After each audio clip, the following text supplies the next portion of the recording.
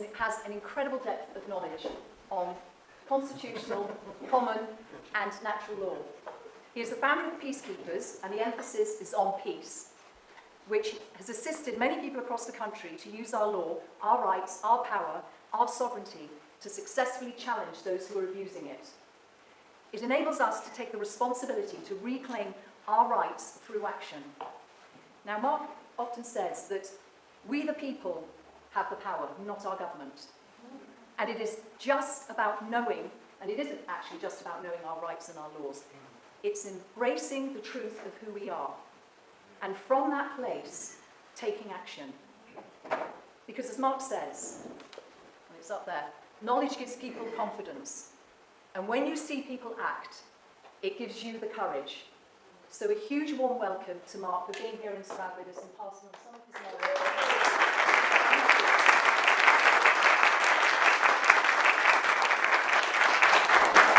Well, I'm deeply honoured that you all have taken time out of your busy schedules. Time is something that is really important to everybody. Seriously, what a fantastic turnout. It's really, really great to be here. I'm not going to tell you anything that you don't know already, okay? I want to just start off with a bit of background. I was born in South Africa. I'm actually German. I've lived most of my life in the Middle East. I've travelled a lot of the world except for South America. And this whole thing started off like everything else in life. When there's the right motivation, that's what creates change. So, yep, I've been in the rat race, know all about it. Used to be the world's biggest conspiracy theorist. Until I always had a social conscience. Now, when we left South Africa in 78, it was still apartheid, all right? I didn't know or understand what apartheid was until I got to Kuwait. Okay? Because if you want to see racism and stuff like that, okay, everything is relative. So anyway, Kate and I, she's over there, we were living on a boat. We both went to Kuwait in 96, we got married in 2000 or 2001, in India on a beach. Kate retired, so to speak, like 5 years before me, saying, come on, let's get on the boat, let's travel the seas. I had 2 kids from my first marriage, and so in the rat race, working, spending money on kids, blah, blah, blah. When my son graduated, and his first year, basically, he almost got thrown out because he did 10 hours of lectures. Incredibly bright kid.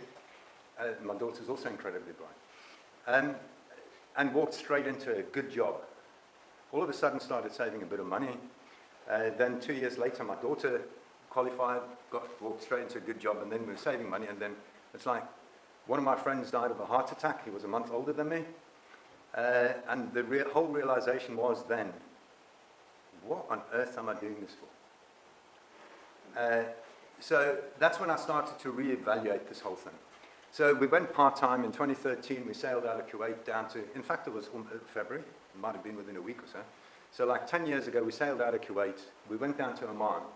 And I've been working part-time. So I go back to Kuwait, do roughly 1 to 2 weeks every 4 to 6 weeks, which is where I was 2 days ago. So with this then, with the kids out, it allowed us to live our lives.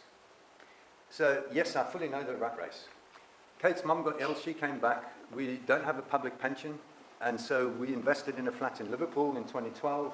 That went fine, but that works out at roughly 250 quid a month, average over the year. We needed 2 more so that we could have a reasonable standard of living without having to have a full-time job.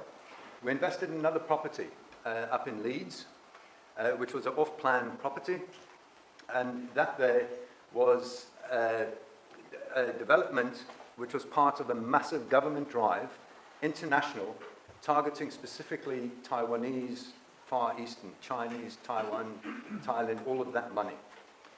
Okay? And all of these developments went bust.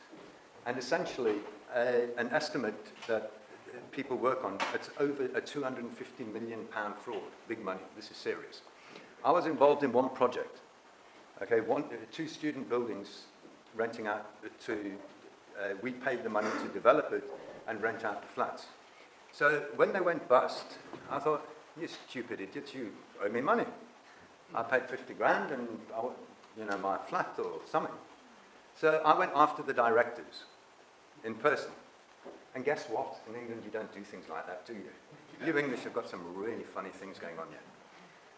So, long story short, my learning lesson cost me 80 grand on top of the 50 grand. Okay? But the first hearing that I lost cost me 40 grand, and I had a choice. I could go and continue with my conspiratorial nonsense and blame other people for all my problems. Instead, I chose to read the judgment, and that's what's changed everything. Because guess what? Judgments must be reasoned, and law is about logic and reason. And the judgment told me what I did right, and it told me what I did wrong. No jury trial can give me that. You can't question a jury trial. Anyway, I lost the next one in the absolute belief that I would win. I lost that. That cost me another 40 grand. So on the 20th to the 23rd, sometime in then, the final appeal is being heard. I've got a date for it. So it's started that in 2018, and it's coming to an end now. This stuff takes time. And so people need to understand what is actually happening. How does this work? Everything starts with thought. I knew. Why? Because my conscience told me. This is wrong. You guys have taken 50 grand, and the directors have bought all these properties in Spain and spent all my money everywhere else. It's wrong. So what can I do about it? I went in, not naively, because a lot of my working history is contract law. Contract law is about being pedantic. Because those of you that are familiar with contracts, you don't get the job unless you're the cheapest bidder. To be able to make profit then, you need to know all of the errors in the contract. That allows you to manipulate your bid to be able to get what's called a variation order for their mistakes. Okay? So then with the second hearing, I lost that as well. But I learned an awful lot just there. So I want to dispel a few myths so that you start to open your mind to all possibility. As soon as you stop opening your mind, okay, you are limiting what is possible. So myths, we'll be looking at some myths, but the one I want to start off with is, who's heard of the Justinian deception? And the language fraud, and it's all about the words, and writing your name with 2 dots here and stuff like that. Utter bollocks. All right? However, when I got into the court, what I'd written, the format, okay, was crap. But the substance that I argued was good. And equity prevails, and equity is substance over form. And the judge ordered me to resubmit my particulars of claim, giving me guidance to say, go and read the civil procedure rules and try and follow that format, will you? Okay? So that was my first lesson, that a lot of my previous beliefs, my cynicism, my conspiratorial, all of this, dispelled. Okay? That's happened to me 3 times. All right? So let me just explain substance over form to you, because people waste so much energy, and it's energy. Your time is your energy. You choose where you take your energy. So people say, when you get a speeding ticket, oh, it's not me because the name's written in all caps, that's not me. Or, I wasn't driving, okay, I was traveling. Or, I wasn't in a vehicle or a car, I was in a vehicle or a conveyance. Okay, that's all form. The substance is, was your mind in control of your body, which was in control of their thing, which was traveling at this speed, at that place, at that time? That's equity. Substance over form. So how you write your name, forget about it. You're wasting your time. Absolutely irrelevant. And guess what? People that argue that, even with councils, your name's in these big capital letters, and then you say, no, write it like this, guess what? The council will change it and write it however you want. We cannot exist without legal fictions. Just me saying my name is Mark is a legal fiction.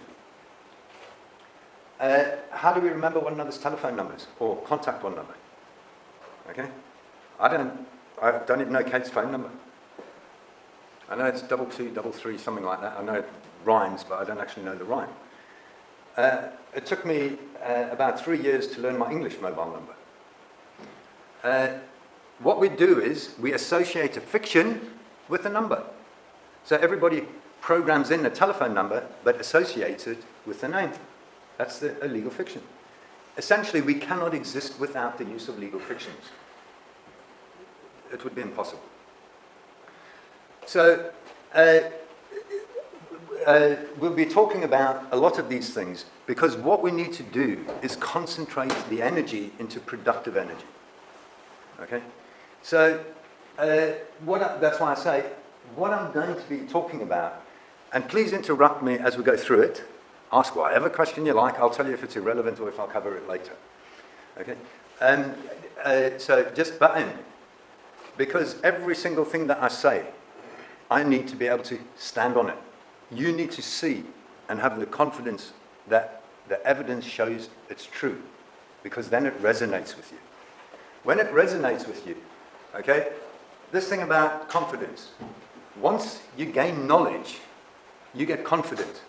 That gives you the courage to test your comfort zone. Okay? You'll take baby steps as your knowledge increases. When other people in the crowd see that, oh my God, he's still alive, he's okay. What happens is, they have confidence now in your knowledge. Whilst they're starting to learn, they don't take baby steps because you're okay out there. They have the courage to take big steps. So this is an example of the fractal universe, the way things work. Okay? What one does is at this scale. Next ones then follow. This is the ripple effect. So once people see they're out of the crowd, that it's okay to be there, that then gets the rest to start moving. Human nature is so important. We need to understand how people behave and what is normal. So my mum hated it when I used to say, to me, guess what? We do as little as possible for as much as possible. Human nature. Adam Smith in the mid-1700s wrote The Wealth of Nations, and he expressed it as the invisible hand. Everybody acts out of self-interest. So we need to have systems of governance of how we govern ourselves, where we take into account human nature, for human nature. If we don't, we are straying from truth, and the truth will prevail, and every time we bang up there, the truth will just knock down all the untruths. So this is what it's about, finding the truth. And that there's a self-journey. Nobody can do it for you other than you. I can't come and fix your problems. People, 80%, 90% of the people say, oh, I've got a speeding ticket, or oh, I'm here to the council tax, oh, I've got the bailiffs at the door. I can't help you. All I can do is guide you to the knowledge, because only you can help yourself. Okay? So Peacekeepers isn't a free legal service or anything like that. It's about teaching people their rights, how they're expressed in law, and what is law. What is common law? Okay? Until we know these fundamental questions, the answers to them, we can't unravel the puzzle. All I've done is, I was very lucky that my secretary was very good in Kuwait. My job basically is to go to Kuwait, drink coffee, sign the salary transfers, and occasionally go and see the boss, and I don't really know. I did have to go out to a meeting when I was there last week, but that's like the first, I haven't left the factory in years, sort of thing. Okay. But we need, what I did there was, what I've come up with is nothing new. There is nothing new under the sun, and you'll see today, I'll show you there's nothing new under the sun. The problem we face today was discussed by Plato and Cicero and them all back in 2,000 years ago. Exactly the same problem. The problem is, we've not integrated truth into our governance systems. And that's why we're still talking about it today. So if we look at this nonsense going on with, I don't know, this alleged protagonist CV19 or whatever, humanity has not learnt the lesson. We've strayed from the truth. We down dogma, theory, beliefs, okay? That germ theory versus terrain theory. Two different beliefs. However, one of them you could materialize and take advantage and put your self-interest above the other one. I.e., if I control knowledge, then I can self-benefit through the material realm. So, vaccines is something that, by selling the germ theory, and Pasteur had lots of mates up in Parliament, or the equivalent of it there at the time, and they cut a little deal, okay, and sorted it out between themselves, that old Paul Bouchon, who Pasteur plagiarized anyway, and, got pushed out to the side so that they could live in the material. Along came Koch and said, this just seems so irrational what you guys are doing, and brought in Koch's postulates. Then along came the Spanish flu, and they looked at all of their beliefs, and guess what they did? Some experiments, some science to verify and validify their beliefs. So what they did, and most of you, I'm guessing, probably know all of this, but basically they lined up sick people, got healthy volunteers. They went face to face, breathing in and out one another's air. The sick ones coughing and spewing all over the healthy ones. They moved to the next one, and guess what? Nobody got sick. What was the rational conclusion? I don't think this is airborne. Therefore, cross that off the list of their beliefs. They took sputum and everything out of the sick and put it into the healthy volunteers. Nobody got sick. Cross that one off the list. They took blood and injected it into the healthy one. Nobody got sick. Therefore, their whole belief system, through the best methods, the scientific method, could not stand up to truth. And they did experiments where they took their alleged vaccines, and there were 35 brands at the time claiming to be the miracle cure. And they had isolated places, and they took into an isolated place and injected every second person, and within 2 weeks they were sick. Their conclusion was vaccines don't work. What other rational conclusion could be drawn from that experiment? Vaccines are the problem. Okay? So it's how we look at these things that is extremely important. And as a result of it, the American Medical Association said, unless you can fulfill Koch's postulates, i.e., here is the evidence that this protagonist exists, how on earth can you claim that you've got a fix for the problem? And therefore they introduced that you have to prove scientifically that your vaccine works. And there were no vaccines until 1950s, polio. So from 1919 to 1950s, that was it. So something changed then, and that there's really this stuff about genetics and all of that, because we couldn't verify it, and all that had changed. If a lion bites you, I can see the effects of it, i.e. I can observe it. All that changed is anything that cannot be observed goes into the realm of magic, okay? And therefore, magic, we can bullshit our way through to be able to benefit from it. It take advantage of others, okay? Which is fraudulent deception.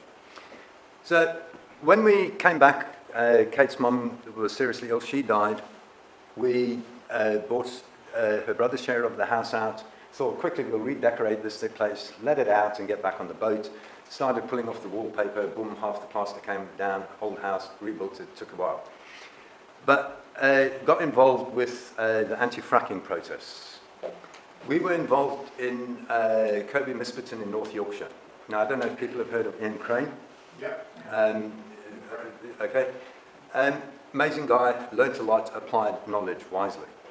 In North Yorkshire, very quickly, the fracking was finished. As opposed to in other areas with these fracking campaigns, they were unsuccessful or relatively unsuccessful. The reason they were unsuccessful was they were infiltrated. And Blackpool, which was a massive thing there, that was like the centre of it, was infiltrated and total bollocks. Now, there's a guy called Joe Boyd, and he's written a book, Kill Bill, which is all about his journey in the anti-fracking community. In there he names names, and essentially the same people from, remember the Occupy movement? Are the same people in the anti-fracking movement, are the same people of Extinction Rebellion. All the same. Okay? Now what Ian taught us was no top down. I was woken up at midnight to say, will you drive a car at 6 in the morning? Why? Will you drive a car at 6 in the morning, yes or no? I didn't even know why I was driving the car. Nobody knew what anybody else was doing. And nobody could infiltrate. Simple. Okay? And that's why it was so successful. And that's what I'm trying to create with the Peacekeepers, a decentralized grassroots movement where truth resonates with the people and all the different communities can do what they like.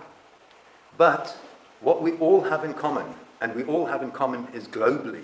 Every single human is connected through the conscience. The conscience is the energy of the universe. We are all one. Okay? And our conscience tells us what's right and wrong. Mark Passio, I don't know if people have heard of him. Natural law, okay? He's brilliant.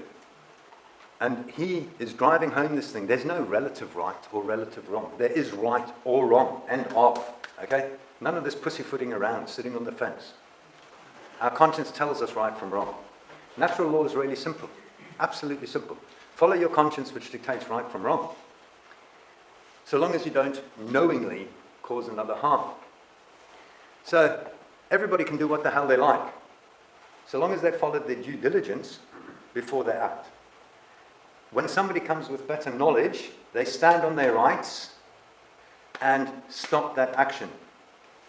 The person that has a believed right then is in a position where they must cease and prove their right, because everybody else is innocent until proven guilty, and he who asserts must prove. So you create a cease and desist your belief until this dispute is settled. You've proven your claim. So as soon as anybody does something which may cause harm, and you have that knowledge, you have an obligation to keep the peace. So if you witness some harm being done, and you have knowledge about it, you must do something about it under your obligation to keep the peace. Because guess what? Turning a blind eye is breaching the peace. Therefore, you are knowingly causing harm. So those who stand on their rights harm no one. Those who don't have none. That's how simple natural law is. Okay? So that's the foundations of the Peacekeepers. So when I got involved in Kirby Misperton, okay, there's video somewhere with me in this hat, and I haven't got the other jumper, which was a little bit too warm for today. Going into the post office, doing the old registered post and all of this sort of stuff, certified mail, sent it off to North Yorkshire Police. And the reason for this is the fool's journey, tarot cards. We all start out life as the fool until we find our truths. Okay, and that's what the tarot is all about. The major arcana is finding your truth. I sent off my 3 notices to North Yorkshire. Oh, hang on, before I sent those, in the field in North Yorkshire, I had to test all of this stuff. So they were arresting people on breaches of the Trade Unions Act, whatever year it was. So I printed off the Trade Unions Act, sort of like read a few bits. Have you read the introductory text of an Act of Parliament, anybody? Yeah. No? We'll look at it, but essentially what it says, being enacted by the most glorious monarch, by and with the advice of the Lord Spiritual, Temporal, and the Commons, in this present Parliament assembled by authority of the same. That's what gives that piece of paper authority. Okay? So I went up to the policeman, and when you're talking to people individually, they're very different from when they're in a crowd. And I go up to them and say, what do you think about this? What gives you authority? What's your oath? All of this sort of stuff. And so when they tried to move us on, when a convoy came, basically they move you on so that you don't disrupt the companies making lots of profit. So when the policeman came up to me, I said, you see your name and my name on this act? But I said then, which trade union do you believe I'm a member of? Because this act even if I have joined her, I must be a member of the trade union. Show me the evidence of which trade union you believe me to be. They couldn't. What happened there? Cease and desist until you prove your claim. So guess what? They left me alone. But they carried on with this crap with everybody else. So they had to call a meeting with the police that night, because the next day it was an obstruction of the highways. No more trade unions nonsense, because they were worried that Mark spoke to everybody, and now everybody knew how to stop this nonsense. So they had to come up with plan B, crisis management. This is all they know. When they come into a problem, they react. And so anybody that thinks there's a group of 300 or 10 or 1 or a million controlling this nonsense, forget it. It does not work like that. They are crisis managers, looking after their self-interest. So copper comes up. This is a small lane, single lane, grass verge, ditch, hedge. And they come up and say, oh, you've got to move, mate. Why? Oh, you're obstructing the highway. Really? Can you see anybody I'm obstructing this way, Mr. Policeman? No. Well, nor can I. Can you see anybody I'm obstructing that way? No, nor can I. However, Mr. Policeman, I suggest those 2 police vans, which are parked on the verge and half into the road, are definitely obstructing the highway, forcing vehicles off the road. I suggest you go and get them moved. Guess what? They moved the vans, gone. Yeah. Again, those who stand on their rights harm no one. Those who don't, because with everybody else, they carried on with their nonsense. So the third day, it was for your health and safety. Oh, thank you, that's very kind. I'm quite happy, I'm an adult, I look after myself, but should I inadvertently oversee something, please feel free to shout. So this stuff worked with that. However, they still would physically retain me. So fundamentally, paper works, but until you have the force, equal force, you don't have enforcement of your rights. Essentially, if you want your rights enforced, you need a nuclear bomb, mate. That's one option. However, what's different with what we're doing here now is using knowledge. So the way that it works is quite simply, you follow your conscience, which dictates right from wrong. If nobody stands on it, you just continue. You have a duty of care not to knowingly cause another harm. That duty of care involves you best apply your mind as best you know. So we have Google available, we have many things available, we can talk to one another. So you need to gather the knowledge first to see what's reasonable for me to do or not, and then I can act. When somebody else comes with better knowledge, they create a cease and desist. And if they don't cease and desist, now we need to create our record, gather the evidence that they are knowingly causing harm. So, can you just get sacked at work? No. This is what you guys are used to. And first, if you do something wrong, they need to tell you what you're doing wrong. Then they must give you an opportunity to remedy, change your behavior. Then, if you continue, they give you a written warning. If you still don't change, then you get a second warning, and then you get kicked out. Okay? So, the notices, what is that? Notice means take notice. Do we take notice? No. Whenever they do stuff, they make notices. They give you the opportunity to get involved. However, we just don't understand all of this. We don't know what's going on. We don't know where to find it. Okay? At the moment, people are putting out about this digital ID. Guess what? That's the notice. This is our intent. Before we act, give us your feedback. So, council tax bill, they send you a notice, a bill. It's a claim. You owe us this money. All right? So, if you stand on your rights, it should cease the situation and resolve it before it continues. So, if it doesn't continue, you send them a notice. What am I doing with my first notice, the caution notice? I am putting them with the knowledge that this is what the law says, and you must prove your claim that you're not doing harm, and this is why I believe you might be causing harm. But as you are claiming the right, I've shown you reasonable grounds to breach your peace. This is why I think it might be causing harm. But you as the claimant must prove that you're not causing harm. So if they don't cease and desist, okay, this is where the ego kicks in, the closed mind. If I'm doing something wrong and somebody comes up to me and says, hey man, that's wrong. Okay, what choices have I got? Oh shit, okay, hang on, I'll stop, you're right, let me just check this out before I carry on doing it. Honest mistake. If I do not, and I ignore that, I'm now negligent. Because somebody else has brought to my attention that I may be causing harm, and I have no right to cause harm. So I'm moving the mind from an honest mistake mind into a negligent mind. I send the next reminder to say, hey, I've told you, you may be causing harm. So that's my reminder notice. And if you don't cease then and continue, not only are you no longer acting negligently, you're now acting grossly negligent. Okay? So through the notice procedure, what I'm doing is creating the only two things the courts look at: the act and the state of mind. Nothing else matters. Those are the only two things. The act and the state of mind. Okay? So I can evidence the facts with two witnesses now. Because the facts are my first notice, and my first reminder is witness one, that you were the facts, and witness my second reminder, or my final warning, or letter before action, is my second witness that I put you with the facts. So I can now take you to court with the facts established with two witnesses, because from the mouths of two witnesses may the truth be established. From the Bible, it tells us. So that's the only thing that I'm doing with the notice procedure.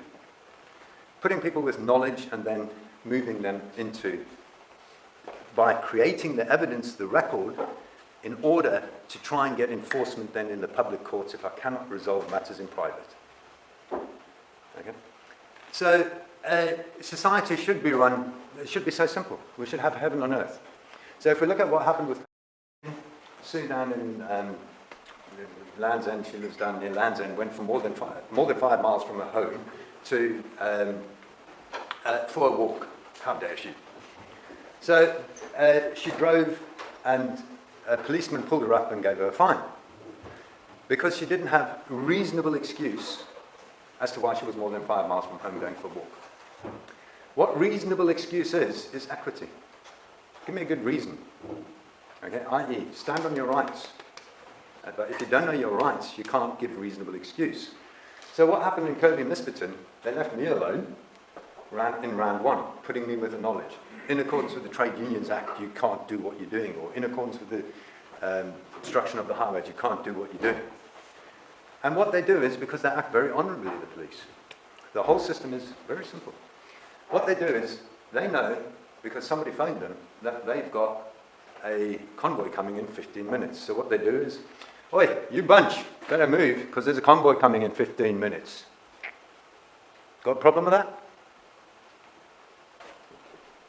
Then they come back, 10 minutes. Oi, told you guys to move. Why haven't you moved? Witness one of having put you in the facts. I told you why you got to move, and you better move. And then they go away. And then they come back with witness two, 2 or 3 minutes before the convoy gets there. Oi, I told you twice to move. They're now giving you another opportunity to move. You've not rebutted their claim, therefore, guess what? They have a lawful right to move you physically. That's called the default judgment. Council sends you a bill, you don't rebut it, you return to sender because it's written in big letters or whatever you want to do, doesn't matter, they'll send you a reminder, and then they'll send you your summons. Put you with the fact of their belief, you've not rebutted their belief, they've sent their first witness, they've sent their second witness, now pay up in 14 days, otherwise we go to court. Then if you don't engage in the court's not quite so generous. The court says you don't come, you end up with a default judgment. The council goes in, the council asks for a liability order, and if you don't challenge it, he who asks gets, they get their default judgment.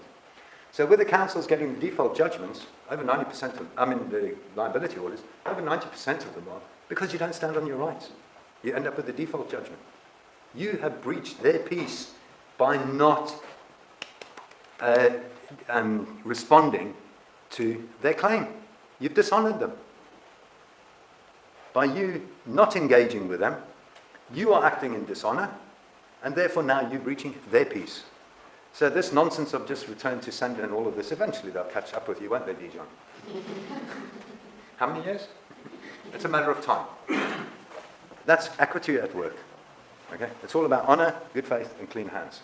Honor means my word is my bond, I walk my talk. I.e., if I enter a contract, I bloody well do what I said I'd do. Why? Because when I enter into it, then I am agreeing to the rights and obligations in there. And if I don't uphold my rights and don't fulfill my obligations, I am breaching another's peace. I'm trespassing on them. Okay? So honor means I walk my talk, my word is my bond. Good faith means I do not put my self-interest above that of anybody else.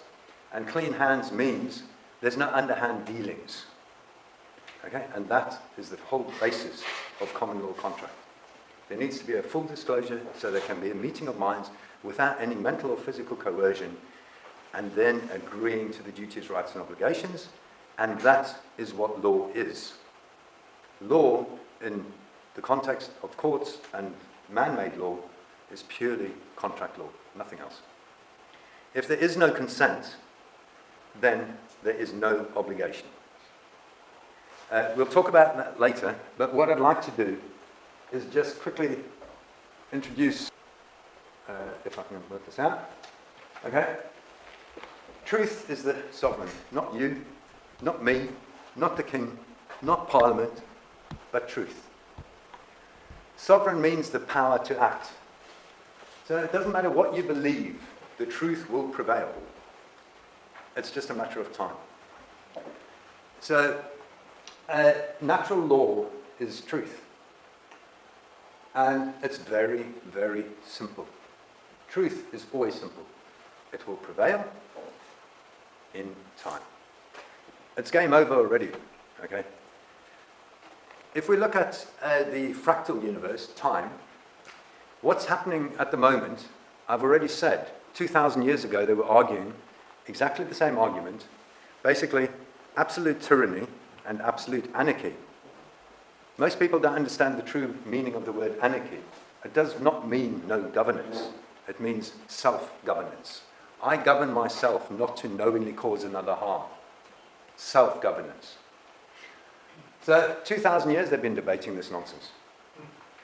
Then in the 1600s, basically we had the printing press, which allowed knowledge to filter from the 1% to the 10%.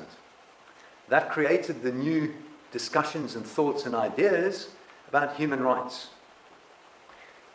So you've got all the philosophers from there, Mills and, I don't know, endless philosophers from there, okay? Which resulted in the revolutions in Europe, because what we had was the divine right of kings, and with the revolutions they culminated in the US Declaration of Independence, which starts as we the people. So a 2,000-year argument, basically now we're into 300 years ago.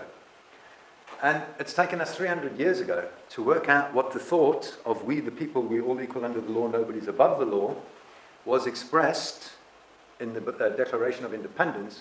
What does we the people mean? Hence, we've gone through the anti-slavery stuff, we've gone through the women's lib, we've gone through racism, all of this stuff. Because we had to manifest the thought which was expressed. So what we're living through at the moment is the new reality being created. The Bill of Rights is a contract between the people at the time, 6 lords, and the royal prerogative. And that ended the divine right of kings to rule. What happened before that? Anybody heard of this document called Magna Carta 1215, I think? Any of you familiar with that? You ever heard of that? Yeah? Okay. Basically, how many of you were around in 1215? No one? So what the hell's it got to do with you for starters? However, you need to understand the history. I hated history at school, but now I've done more history and more religious studies than I've done in my whole life in the last 5 years, because it's amazing stuff. If you don't understand the history, the intent behind it, okay, you will not understand. You just won't get it. So the first thing is, I've said at the Bill of Rights, the divine right of kings stopped. What is the divine right of kings? The divine right of kings is simply, my creations I own. And because these are concepts of law, the law that I've created dies with me. So when James I died, that was it. There was no Magna Carta 1215 anymore. Finished. What happened was the next king then would cherry pick what they want to bring into their reign from the previous king, which was essentially common law. What had they established already, they can't get away with. The people won't tolerate it. They've drawn the line in sand here. So they would cherry pick and pull into the start of their reign and do something called confirmation of the charters. Have any of you ever heard of that? Okay. So essentially, this is the process until what changed in the Bill of Rights was they created the legal fiction called Parliament, okay, and it was Parliament assembled, a legal fiction that took over the royal prerogative and hence no more divine right of kings. Because fictions don't die. And so that they gave continuity and hence what they call parliamentary sovereignty, or the belief. Okay? But I'd like time... to ask how you make a truth determination, because I find truth is subjective. What amount of truth is untruth? Correct. All the products of our education, our Correct. experiences are written. The scientific method, and I'm very specific, not science or peer-reviewed science, the scientific method is our best way of establishing truth in the material realm. Okay? I agree with you, it's subjective. Okay? However, that gets tested. And for something to be true, it must be true all the time. So let's take a simple example. Can government tell you what to do? Through an act of parliament. To test the truth, you take it to its absurdity. So, for some reason, April Fool's joke maybe, Parliament enacts 1st of April, everybody's got to jump off the cliffs of Dover. Would you do it? No, obviously not. Therefore, it's impossible for acts of Parliament to be law. It's not enforceable. There are constraints. But basically, it's through the cross-examination of the evidence which gives us the best truth, and the best truth is based upon, bless you, our knowledge at the time. So, truth is not fixed in stone, because we don't know the unknown. However, based on our knowledge today, this is our best truth. Okay? So truth is something that moves and is related to knowledge. And I would say a fact is something that over an extended period of time has stood the test of truth. So, something like that. Okay. Right. And so basically what we're living through now is the manifestation of a 2,000-year argument which was expressed as a result of the printing press allowing knowledge to filter down into the greater population. And guess what's happening now? 1% to 10% resulted in the expression of the thoughts which have taken 300 years to manifest, and now the internet's allowing that to move down to 90% of the population. That's it. Game over. Okay? You've got black magic and white magic and all of these nefarious conspiratorial Klaus Schwabs behind the scene. It doesn't work. Okay? What is magic? Magic is simply dark, knowledge in the dark. You don't know how the trick is done. And it's through the internet, which is now allowing this to filter through to 80%. And we are going through the discernment of how do we establish truth and how don't we? Because everybody has their opinion, it's out on the internet. But which one is true? We need to follow the evidence and apply our best available knowledge to see what's truth. And guess what? Truth will resonate with you anyway. It's the knowing. You know what is right and you know what is wrong. Okay? And if you disagree with me, feel free to tell me. So knowledge is light, ignorance is darkness. The material is all about light. Black magic only has power over you if you grant it. You will manifest what you believe. If you believe that word magic has power over you, it has power over you. Okay, if you believe the number 13 is unlucky, It will be unlucky for you. Whatever you believe, you will manifest. Okay? And most of it is utter crap. So why is the number 13 unlucky? Any guesses? Superstition. Superstition. Judas. Does anybody know the history behind it or where it came from? Judas Iscariot. It's when the Romans were slaughtering the Christians in Europe. Right, we're getting there. Yeah. Basically, what you had is, do you know the difference between Lord's spiritual and Lord's temporal? Yes. Lord's spiritual is essentially the thought, okay? So if you look at the Houses of Parliament, you've got the House of Lords, but there's two actual departments in there. The spiritual, Lord's spiritual and Lord's temporal. So what happens is thought, a new thought generates a new reality. So the thought of religion, okay, the Christian idea that all of you peasants should give me some money so that I can live in comfort at your expense. Basically, if you want to go to God after you die, give me some money. Fear. Okay? So this idea resulted in the concentration of wealth in the few. And guess what? The peasants get pissed off with this and think, hey, this is not fair and just. We're doing all the work and you're just talking crap. And, but we believe the story that, okay, to get to heaven we have to do what you say. All of a sudden then, some of the peasants start to steal the stuff back, which means you need the Lord's temporal, your foot soldiers, to defend the spiritual idea. So wherever an idea is not based in truth, you will need to physically defend that belief. So what happened was the Knights Templars, who were protecting the wealth of the church, and part of the bullshit story was you had to go on pilgrimage. So they set up their little banking system whereby, okay, you deposit your money here and here's a piece of paper, and when you get to Jerusalem, just give it to my mate down there and he'll sort you out down there. And basically, the Lord's temporal started to get more power than the Lord's spiritual. So, who's heard of Unum Sanctum 1302? Okay, this is where the Sesta KV trust nonsense starts. What it says is the way to heaven is through the spiritual path and not the material. And it was a fight between the knights, the Lord's spiritual and the Lord's temporal. And basically, they decided on Friday the 13th, whenever it was, they planned the attack. So it was really bad luck if you were Knights Templar on the 13th, Friday the 13th, whatever year that was. That's why, especially Friday the 13th, is deemed unlucky.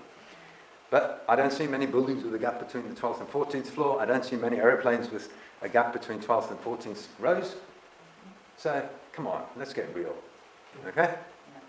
It's a belief which is not supported by evidence, and that there is pure dogma. So, once we start to understand, and this is why we need to go back as to why things like this have happened, these beliefs have evolved, it allows us to overcome the fear. So the light, the truth, is snuffing out putting light on the knowledge. Okay? And that's the difference between black magic and white magic. So when they talk about all of these underground secret societies and all of that, okay, once you know how the trick's done, it's no more fun, is it? Okay? And that's where we're getting with politics and that today. Okay, so basically, once we start to change our belief system that we must know the answer, we must have a logical or rational explanation, okay? And that's when we start making up this nonsense. Virus used to mean poison, okay? We'll make up nonsense if we have fear. If we don't have fear, we'll simply turn around and say, well, we can't explain it rationally at the moment. But I have faith in the universe, we will find the answer. So when the kids come up to their parents saying, Mummy, why is the sky blue?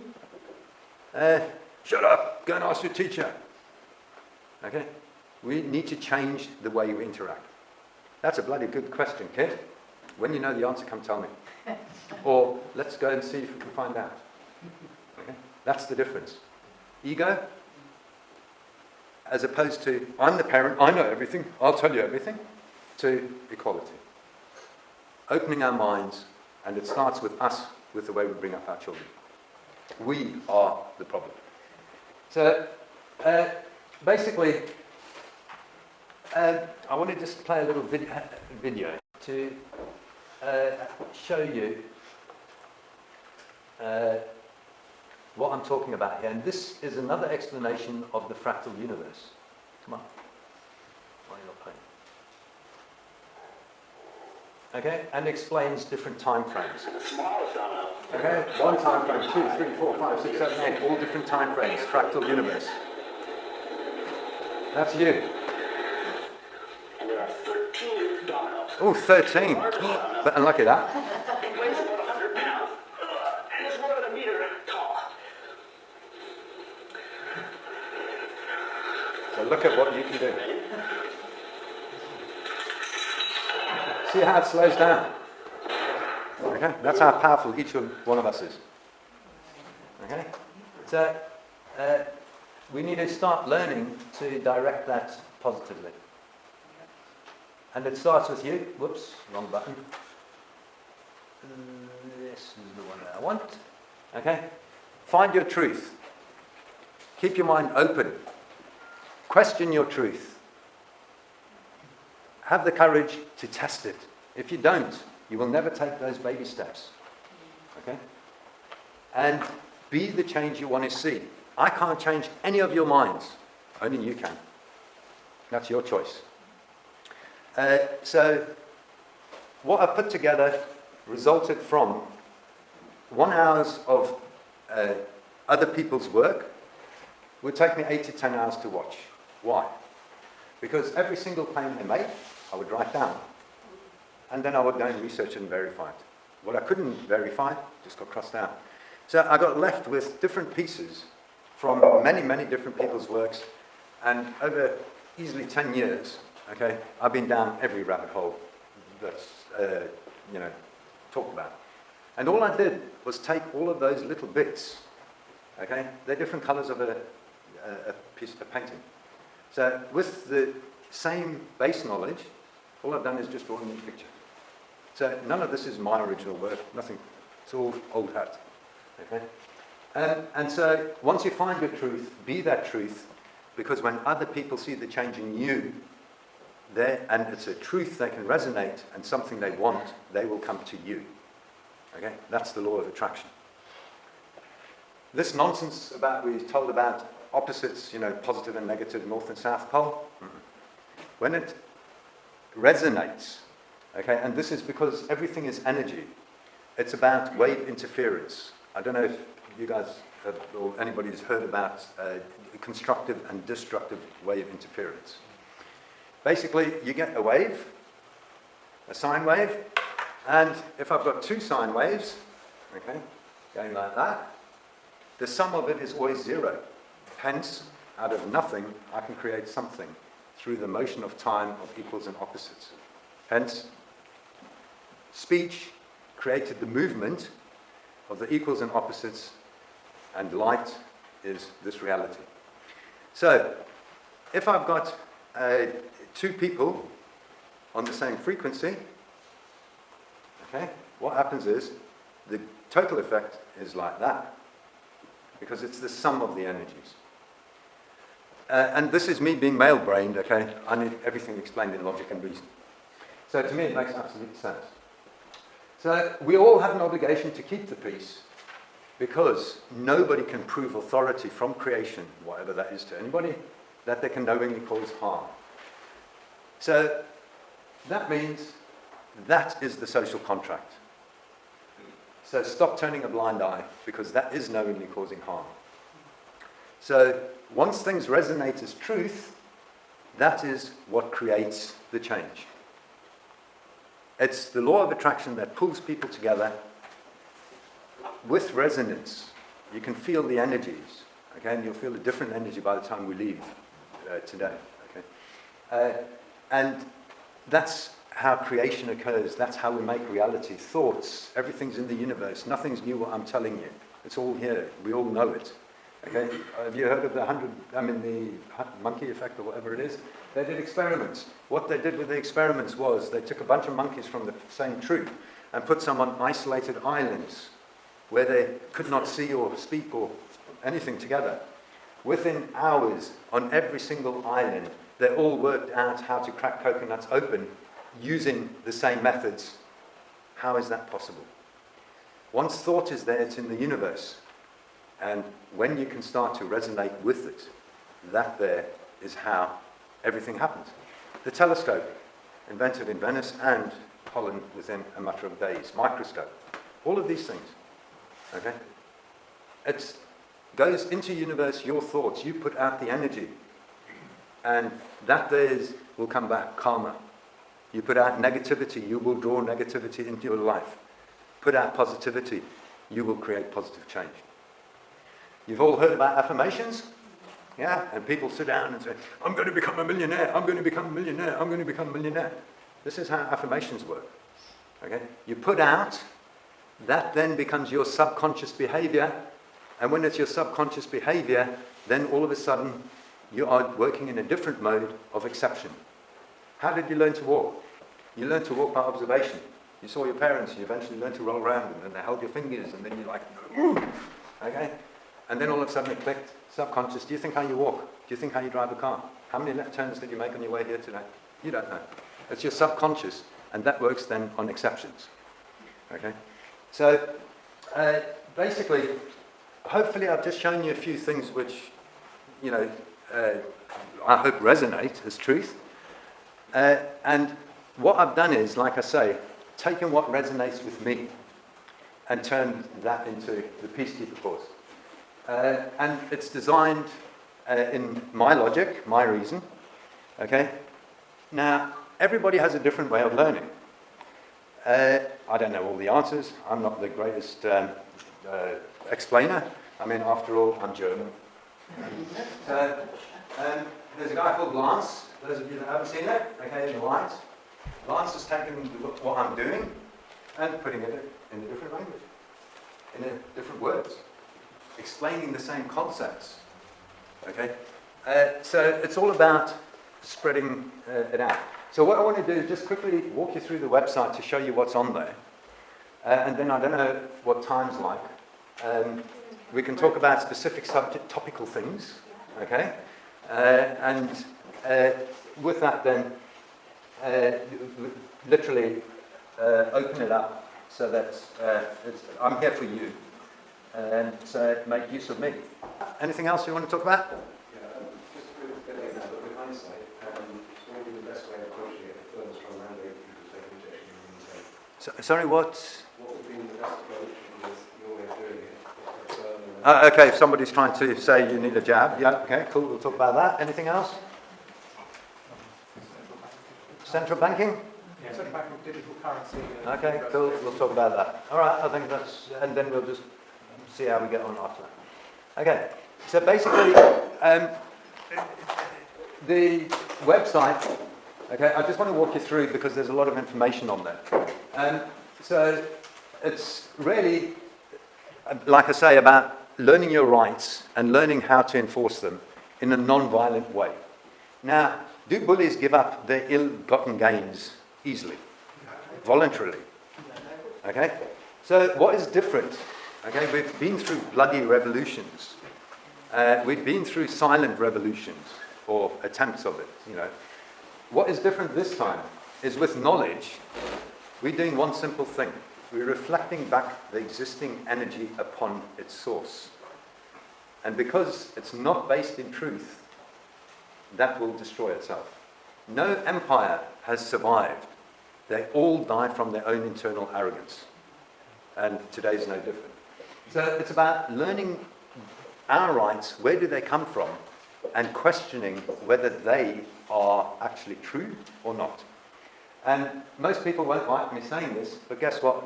The system is very equitable, very fair and just. Okay? A lot of legislation is very equitable. But it's about learning how we get this all back to foundations. Central banking, and what was the other one? Digital ID. Digital ID. Same solution. Real simple stuff, this. So basically, the website, okay, that's Roy, he's not here today. It's based around, the concept is education or knowledge. So it starts off with this is the home page, basically goes through whatever, rights, keeping the peace, more or less what was spoken to. Now, equity, okay, have people heard of the term equity? Outside of how much equity do I own in my house? Okay. So equity, like I say, is very simple. Honour, good faith, clean hands. Every single thing boils down to that.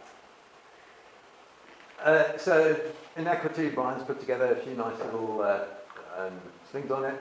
Now, what most people aren't aware of, okay, is that equity is the highest rules enforceable in this country.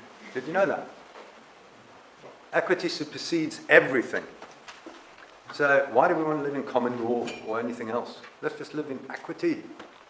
Not waste our time with this other rubbish. But it has a place. So our mission is basically to educate.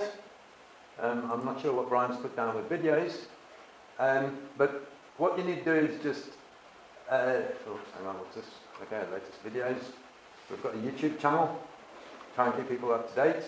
And we've got a section on notices, because really that pulls together everything.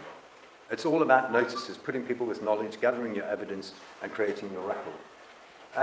I'll talk about the voluntary association later, because Dijon also is very involved in that. Since we started this, over the last 2-3 weeks, there's been an explosion on alternative media about constitutional stuff. Okay? Everybody's on it now. And really, I wanted to show you a few little things to show you that nobody can tell you what to do.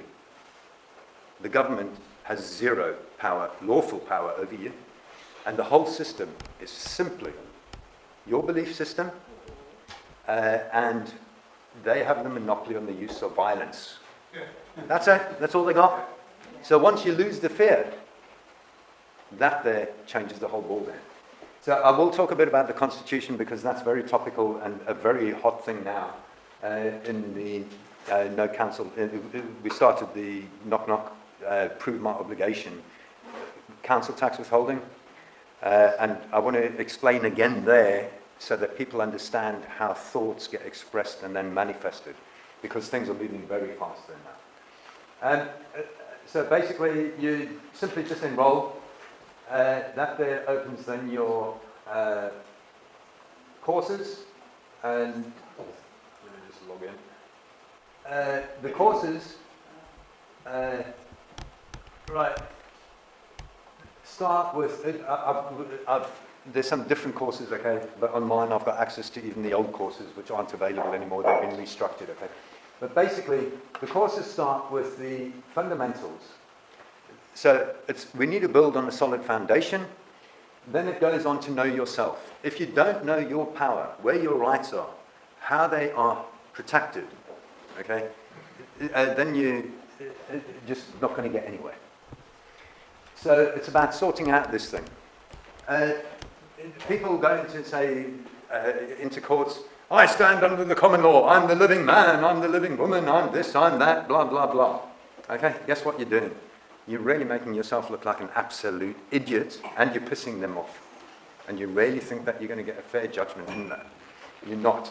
A 5-year-old can see if you're a living man or if you're a living woman. Okay, you're insulting the judge's intelligence when you make statements like that. You know, when you take your birth certificate, oh, here's the person. You know, it just does not work. There's no evidence at all that it works. There's lots of claims that are going out on the internet, common law victory. Okay, guess what? Just listen to what's going on there. Because the judge stands up and walks out. He does. Before, say, I'm adjourning. No victory in that, mate. It's just the judge cannot lose his temper and say, look, you stupid, naughty child. Okay, stop being so bloody stupid and think that I'm an idiot, that I can't see you're a man or a woman. Okay, and he cannot lose his temper because, my God, that's unprofessional. That would make the news. So to control their temper, when they can't take any more of this nonsense, they adjourn and retire and come back again when they've calmed down and had a cup of coffee. It's no victory for anybody. Okay? So you really need to know these sort of things, because equity is about substance. What is the substance? Why do you believe that you can steal my money through taxes? That's the substance. It's not whether you're a piece of paper or whether you're a man or you're a woman. We need to address the core issues, the fundamental issues. You know, do you have a right to force a in me? Do you have a right to take my private, details for digital ID? Okay, these are the fundamental issues we're talking about here. Do I have a right to protest? Do I have a right to justice? Not whether I'm a piece of paper or a man or a woman. So we need to understand our power and our rights. And quite simply, all equal under the law. What does that mean? What one can do, all can do. Simple. Anybody comes up to you, makes a demand of you, simply ask, oh, can I go up to them and ask them to do the same? If the answer is no, it's not lawful. Okay? And we all, nobody's above the law. What that means is there is no such thing as immunity for harm you knowingly cause. If you do a wrong, you must provide a remedy. So it's really fundamental stuff. And it's really that simple. The problem is, how do you stand on it? How do we start to get enforcement of it? Okay? And again, that's where the knowledge comes in. And I'll talk about what's happened with the council tax as to explain so you can see how this stuff is being implemented. But once you know yourself, and the next thing is, how can I best defend myself? Now, when I wrote this, it was really about protests and interactions with police, because the way the police were behaving is atrocious. But based upon this, in Chester, we're hoping within the next 3 months to bring the first criminal prosecutions against police, bailiffs, and things like that. Then it's about starting to help others. Remember, turning a blind eye is knowingly causing harm. So what we're teaching is, you need to look after yourself first, the self. Know thyself. What are my limitations? Okay, we used to have a dive school and we used to teach diving, and the example we used for this, if there's somebody in desperate help in a freezing river, are you going to jump in and go and save them even though you've done your lifeguard training? It may not be your best option. Because if you jump in there in cold water, it's very dangerous, and within minutes, now there can be 2 victims, and you've created a bigger problem for somebody else. So maybe the best option is not to take direct action, but to get assistance. And if you don't have the knowledge, then get the knowledge to help. So that's the fundamental structure of how it works. Teaching about self, how you can start to see that you can actually enforce the rights. Now, what we fundamentally teach is, remember the rule of 3s. You always want 2 witnesses. So whenever there's an interaction, one person is interacting with the bully, with a camera in their hand and in their face, and the 2 witnesses are out of danger, but that person knows that there's 2 witnesses there and they've got cameras as well. So they change their behavior. Okay? And it's very noticeable, the difference in behavior. And with this in Chester, basically it was a repossession where it was becoming an embarrassment for the police and the bailiffs. They actually brought armed police, 20 armed police, to remove the 4 tenants, totally unlawfully. And we've got all the evidence. Yeah.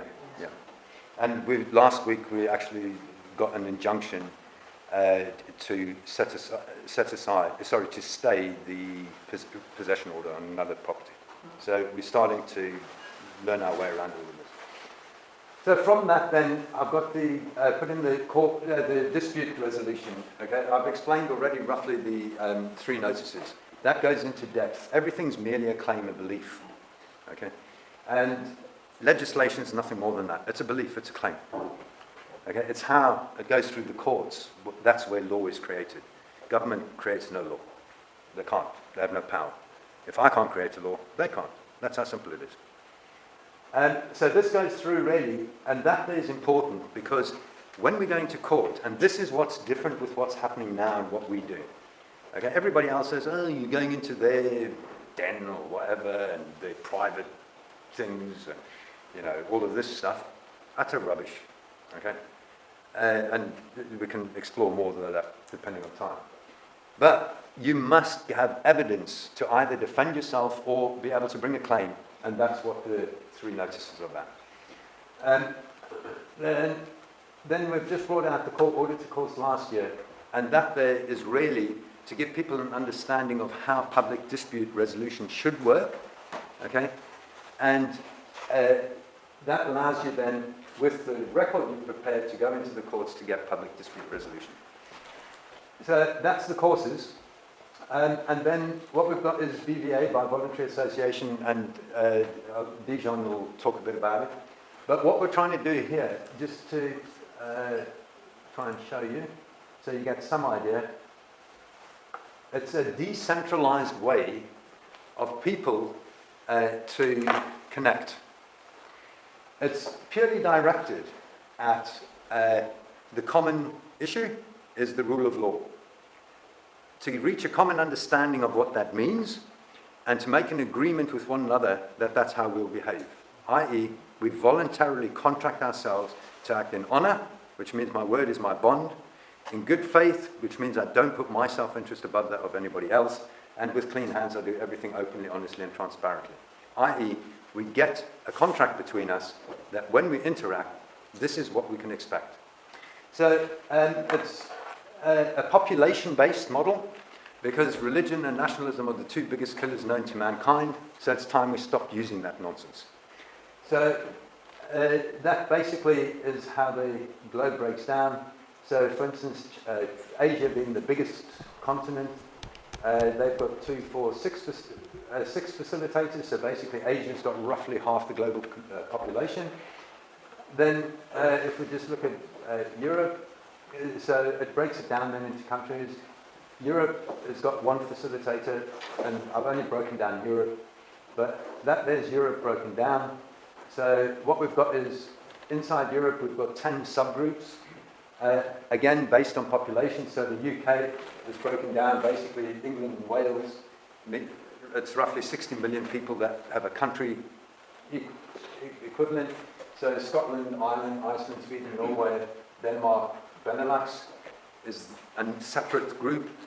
France and Germany both have a comparable population to UK, so they've got their own groups. But basically that then is how Europe's broken down. So if we go to England, you've got England, 57 million, Wales, 3.2, Channel Islands, Ireland and Faroe Islands, and a few from southern Scotland to make up to 61 million, which is roughly what the groups are broken down to. So then if we go down to England and the United Kingdom, basically it's based on postcodes because you can get postcode data. So there's, in England and Wales, basically we've got North East, North West, East Midlands, West Midlands, Wales, South East, Inner London, South West is the next breakdown, again based on numbers. And then within each of those, we've got a facilitator, admin, whatever you want to call it. It's purely a contact point to put people in the right groups. Our main group, we've got over 2,000 people in. It's basically become useless and non-productive. So yeah, great having lots of numbers, but if it's useless, it's time to change the model. And so far, about 10% of the people have moved into the new structure. And since we've moved it into the new structure, we've got, and this was around about just before Christmas, Kate, we did it? I think around about just before Christmas. So basically, if you live in Scotland, there's the link. Go and speak to Debbie. If you're in any of these postcodes, it's broken down by postcodes. Okay, so you can go through, so what are you guys here? Gloucester, GL, is it? So I guess that's in the southwest. Yeah, there you are. Okay, so you've got to get hold of Claire. Just click on Love Sunshine. Okay, and she can put you into that group. And once you're in your postcode group, because we haven't got the numbers yet, the discussion is at the regional level. And then you join the EU2 group, which is England. And then you also join the Europe continental level and the global level. The top levels are read-only, where you comment and discuss at the bottom, and the facilitators post relevant comments to the articles, so that you can actually start to filter useless information from just repost. Also, it allows regional people to get together. So in Scotland, they've on their second meeting.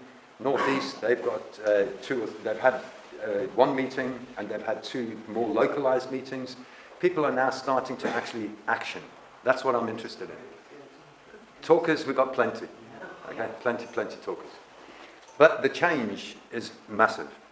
And so they are starting to join together. Now, this is different from community assemblies. I'm sure a lot of people have heard of some of the community assemblies that are coming up. Community assembly is a project-based idea. This here is about the rule of law as the foundation of every single interaction. So if we go into a project, we all know this is the basic rules of how we will behave with one another in order to achieve that objective. So they're totally separate. This is foundational rule of law about peace. Yeah? And Mark, is this the idea? We do the course online first, and then we would then make a connection with Claire afterwards? Right, ideally, and this is where it will end up. Okay, until we've got the numbers. Yeah. Okay, so again, there's no fixed ideas.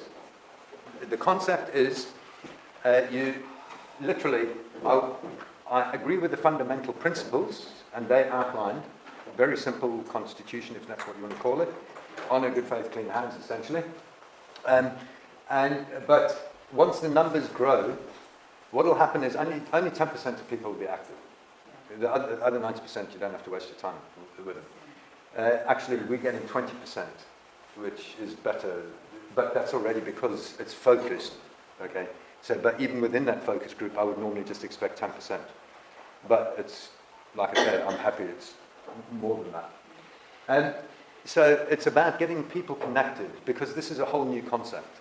But once it gets populated, okay, then to become an administrator, because you are the role model, you need the in-depth knowledge. You won't become an administrator unless you've done, the courses.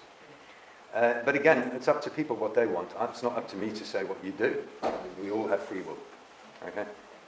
It's just, it makes rational sense before you become an administrator that you understand what you're going to be administering. Okay? Sort of thing. So, and then the idea is, as the groups grow, they will then, so at the moment the discussion's at the regional level, so the Southwest, you'll be in the Southwest group, you'll also be in the postcode group. And once the numbers are sufficient, basically the discussion will move down. The idea is that the general discussion is at the grassroots level, and that there is where you talk about local issues. At the regional level, regional issues are put in. At the England level, they're put in, so that you have a read-only, whatever level interests you. Okay? So the idea is actually to filter information and put out relevant information to the relevant places. Okay? And that ties in with the core auditor course, because in essence, what happens is in your regional group, you post when you have a hearing, and then other people in the area, they will be able to come to your assistance. That is basically what's on there, on the website. So this is in the Get Involved then. The Get Involved basically outlines the posting guidelines, which is basically respect other people's viewpoints, no swearing, stuff like that, and try and keep it relevant. So the Get Involved basically has got all the contacts. What I showed you there was the voluntary association. The voluntary association goes through the theory and structure of the groups. It's a global model. One of the problems that nobody's addressed is how do we actually have a model where anybody anywhere on the planet can come in to a common purpose. And when I say common purpose, the rule of law, not common purposes, other people. There are no topics. Everything is evidence-based. So if you come up with straw man stuff, unless you can show that it's of benefit to people, it gets deleted. There are plenty of other groups you can talk about your ideas or theories or this SDK, V-Trust or this or that. Okay? Nobody has shown me any evidence that any of that works. And also, I'm not dealing at the minute with utilities. Council tax is just a straight head-on government. We're taking you on in your own game. Okay? So this shows then basically the coding on a global scale, and then we've got the structure here, and as people come in, we'll expand it. So Saz has just come in from Australia. I don't know if you know or you've heard this girl that won a massive trespass case in the Supreme Court as litigant in person. She's going to be running the Australasia sort of groups. And this thing is just starting to grow. And it's about results. Okay? So that's just to give you some idea of what's on there. All right. Okay. What was your topic? Mandatory injunctions? Digital ID. Anybody else got any issues or problems? Yeah, no. I was just going to say. And just push back on the 15-minute city. Hmm? Push back on the 15-minute city. Right, your solution's already in there for all of those, including council tax, including any tax, including anything the government wants to tell you. It's all there. Just work your way through the course. The answers are there. Same thing with central bank digital currency. Every single thing where anybody wants to impose their will on you, the answers are in there. Okay, shall we have a pee break? And then we'll actually talk about why the answers are in there. Okay? Okay, we'll go through and I'll explain why. Look, Road to Kill the Bill. He's the one that single-handedly stopped Pigpen protesting. And I'll explain to you legislation, law, and we can talk about that, but I want to just first get a few concepts across here.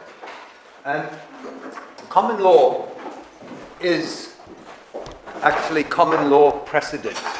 Okay? Now, what that means is the only difference between the Roman civil jurisdiction and the common law jurisdiction is under the common law jurisdiction, judges are bound, i.e. they have an obligation to follow existing high court decisions unless they are not equitable, i.e. you argue lawful excuse from a bad common law precedent under the rules of equity. It's not the law of equity, they're rules, okay? So where there's a bad judgment, if it doesn't feel right, if it's not fair and just, your answer lies in the rules of equity. So how is law created? Legislation's a claim, nothing more than that. It's an equitable claim. I explained to you how they came up and said, under the legislation, Trade Union Act, or under this legislation. It's a claim. If you don't rebut it through the 3 notices, okay, then you've got no chance of enforcement through the courts. Now, what happened, this was in, Blackpool. Was it Blackpool case? Yeah. So basically in Blackpool, what happened was the fracking company set up an attempt to make a precedent that protesting can only be in pig pens. Basically, what they did was they had a 4-person related to George Soros and the bunch that I've said, and this is the way that it works. Okay, if you say this in court, this is what I'll pay you, and just sign this non-disclosure agreement that you will never disclose this agreement. So they go then with this application, knowing that they've got somebody paid off. Then, in the court, when this happened, Joe heard about it, and he went and said, no, this is not fair and just. What they were trying to do is basically say, here's the field, we're fracking over here, here's the main road, and what you can do is, here's a big hedge, we'll build you a little pig pen here, and you guys can put up all the signs you want, and scream and shout and everything. What's the bloody point of a pig pen inside a field where nobody can see it anyway? Okay? So he went to the court, and the woman who was the paid shrill basically demolished her. Had he not gone, that there would have been the law. That's how law is created. Somebody brings a claim, and if it's not challenged, nobody stands on their rights, they end up with the default judgment. He who asks gets. That's the way it works. So what we've got is a system where, guess what? We've got a bunch of incompetent, ignorant legal professionals who we've trusted are operating in our best interest. So what are the obligations of the legal officers? A legal officer, okay, is a solicitor, a barrister, King's Counsel, and in the magistrates' courts, the officer of the court. Used to be the clerk, now they call it a legal officer. Their obligations are to the rule of law, to the constitutional principle of the rule of law, to the court. Their obligations to the court include putting the court with all relevant law in favour and in dissent of their client's position. And then comes their client. Their obligations to you as a litigant in person are to use plain English. If you don't understand what's going on in there, you just simply say, can you talk proper English? O-level English. No legalese. It has no standing in the court. They cannot use make any threats, intimidation. Okay? They cannot claim anything they have no right to claim, and they cannot create a dispute where none exists. Now, wouldn't it be nice if they just did that? Okay? So, you have a prosecution and a defense. And their argument is, hey man, come on guys, we started off with the sword fights and the pistols, and now we just have pieces of paper. What I've read to you, or said, this is an obligation of every officer of the court. So my God, it should be really simple. One party in a dispute goes to a solicitor. That solicitor should provide all the relevant law in favour of both people's arguments. Then you can assess your position in law and make your decision. How? They wouldn't make any money, would they? Because over 90% of the stuff would stop there and then. They have a conflict of interest. We want dispute resolution. They will kill their income. So, we go to court. Two parties go to court. One party says this is the law from a legal professional, legally trained, 7 years or whatever, plus all their experience. The other party goes somewhere else and they tell you something different. So we've got two legal professionals who can't even agree what the law is. Then, before you get to court, they say, oh, we've got to get a barrister's opinion. Sorry, Mr. Solicitor, you don't know what's the law? You're asking somebody else for an opinion?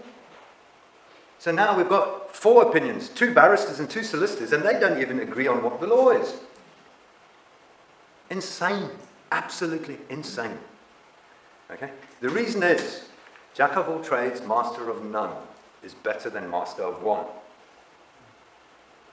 All these guys are simply in a box. Little specialisms. Little specialisms. Divorce lawyer, property lawyer, trust lawyer, this lawyer, that lawyer, all these different specialties.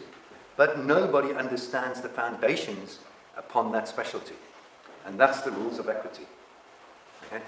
Equity will not suffer wrong without a remedy.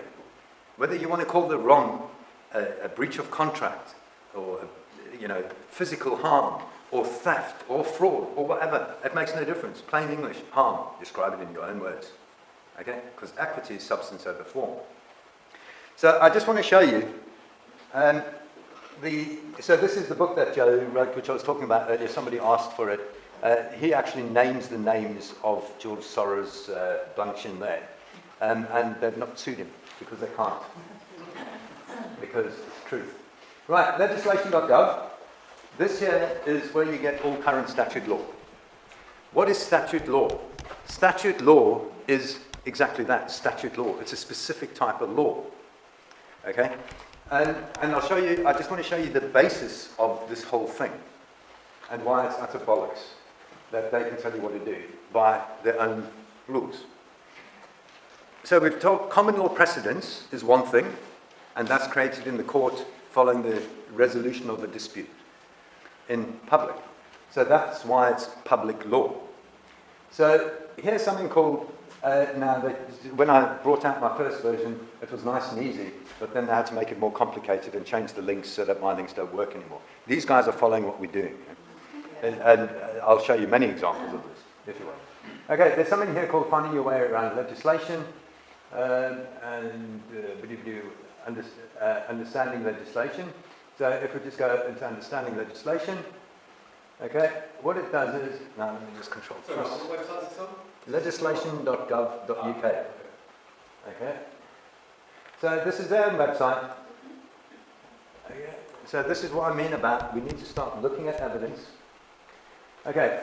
So what they're saying is primary legislation is the term used to describe the main laws passed by the legislative body in the UK, which is Parliament, Acts of the Scottish Parliament, blah, blah, blah. Okay, what's the first thing you note there? words do make a difference. Legislation, law. Is it law, isn't it? Okay? So when I helped Sue in her fine for being more than 5 miles, we had the, we're challenging everything, all right? Basically, we're challenging the Bar Association. We put in power of attorneys, and they sidestepped that through granting us Mackenzie Friend. And in 3 criminal cases, I've actually been granted rights of audience as a Mackenzie Friend. So we're challenging everything. So we asked the copper. Okay. Basically, quite rightly, I've told you what the legal professionals should do. If they bloody well did that, we could have faith knowing that they are upholding the rule of law. So it makes sense for society as a whole to grant a privilege to specialize in that so we don't all have to learn about it. So it's rational. However, who's policing them? Nobody. Okay? That's us not taking responsibility for the delegation. We are the problem, not them. And a Mackenzie Friend is basically somebody that is not legally qualified or certified to practice law. Okay? So, but you know anything about like a lawyer or something? yeah, basically, a Mackenzie Friend basically normally will be that all you can do is whisper to them, okay, and they speak. But like I say, we're working our way around this through powers of attorney and putting them in a corner. Problem is, if we get idiots who come arguing freemen of the land crap and stuff like that, that's a total waste of time.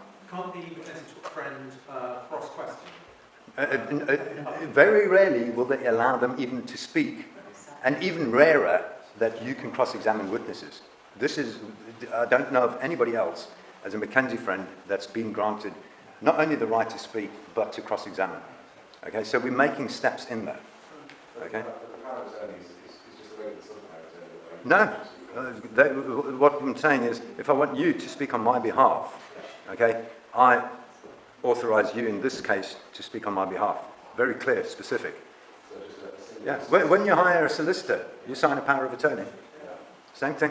I may be wrong, but I believe the president of Mackenzie was a man called Mackenzie who first established this. Correct. And I believe that I may be wrong, that he did cross-question. It may well be, okay, but basically, So that he could ask, cross-questioning is so that you can, it gives you the ability to question the defence, but also to question your own party, so that their stories can come out. Whereas if you don't have someone to cross-question you, yeah, you can't give your own. yeah, but basically what they're saying is, okay, you've got to come to one of our people, i.e. we're tying one hand behind your back. Yeah. We're saying you can only use these people if you want to defend yourself. Yeah, I had a Mackenzie Friend, and the judge wouldn't even let them whisper. Yeah, honestly, it's ridiculous, some of it. A piece of paper. Very, They were told but off. now that they're learning that we actually are doing this with knowledge, they see the threat. Yeah. Okay, they really are threatened with it. But, okay, so there we've got one example of obfuscation, law, legislation. And guess what? What did they create in Parliament? Acts. So we've got acts, legislation, law. So what the hell's going on here? Okay? So, whoops, okay, that's a fly, that's not my mouse. So, basically, okay, so here it goes on to talk about bylaws. All right? Then it talks about case law. So we're getting lots of different meanings of the word. But basically to explain to you what's going on here, Parliament is the board of directors. They create general policy directions, i.e. this is what we want in generalities. They don't micromanage, they macromanage. They then delegate authority to the ministers to fill in the details. Okay? So it's no different from a company, okay, we want to make McDonald's burgers. Okay, and we want vegetarian burgers. And then they authorize the managers to sort out the details. That's all it is. So primary legislation creates the authority of secondary legislation. and they call it acts, or laws, or legislation, or whatever the hell they like. Guess why? Because they don't know the difference. Ignorance is the true problem we face. So let's just continue looking down here. Okay, so bylaws is delegated, i.e. authorised by primary legislation to local authorities, transport, blah, blah, blah. Okay, so that's clear. It's just a different form of secondary legislation. Then it goes down here, case law. Does that ring a bell to anybody? Case law. Common law precedents. And it tells you, case law is a set of rulings from court judgments that set precedents for how the law has been interpreted and applied in certain cases. Case law is not held on legislation.gov. Some case law can be found at blah. So they're telling you, if you want law, don't waste your time looking at legislation. So what makes them think legislation is law? Mark, is it right that legislation is from Parliament, but law is actually from the judges? Correct, so from courts. Legislation and acts are not actually legal. It's not law. No, it's legal. Okay, this is a different... okay, I use the word legal. Police, you know, Yeah. about something else. Yeah. Basically, I distinguish the two. Yeah. Legal is anything with legislative authority. Okay. Okay? It does not mean it's lawful. Right. Okay? There's a difference. Yeah, exactly. Okay? The law is where we test it in the courts, any claim. So legislation is merely a claim, and when that's argued in court, it becomes common law precedent. Okay? Yes, That's how law is created. Exactly. I know there's a statement no law facts can be tried in court, but legislation can be, but a law can't. Is that right? No, the law is about facts. Yeah. Yeah. But if the law's already been set, you know, like say the Coronavirus Act, anything. Yeah. It's not law. Right. It's a claim.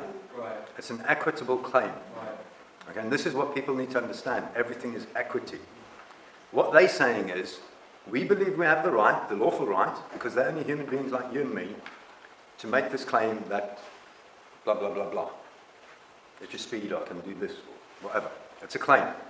Now, if we do not defend in the first instance that claim in equity, whether it's that it's unlawful, then that's a bad common law precedent. That means we need to argue at a higher court to overturn that precedent unless we can show that it's not equitable. And these are things that we're challenging the courts with. All right? So, Can I just ask something? Is there a sort of, I've discovered later in the day that some of the things I didn't about or address, yeah. I could have done. Yeah. And I've then heard about time of knowledge. But I don't know what the time span would be for rebutting something or learning about Equity something. knows no time. Really? If you're without the knowledge, nothing you can do about So it. you can use Once that. you come into the knowledge Yeah. to find remedy for a wrong, Right, you go to court and get your remedy. right, Equity knows no time. great. That's brilliant. Brilliant. Equity will not suffer a wrong without a remedy. Right, If you don't have the knowledge today, you can't do anything about it. we learn it later. Yeah. We address it. Can I just rewind? What's rights of audience? Rights of audience is being allowed to be heard in a court, i.e. that they can listen, that they can incorporate what is said into their evidence for decision making. So this is before the bar, before the case starts. This is In the court. and before the case bar starts. Okay, right. Let me just show you this here, the Senior Courts Act, Section 49.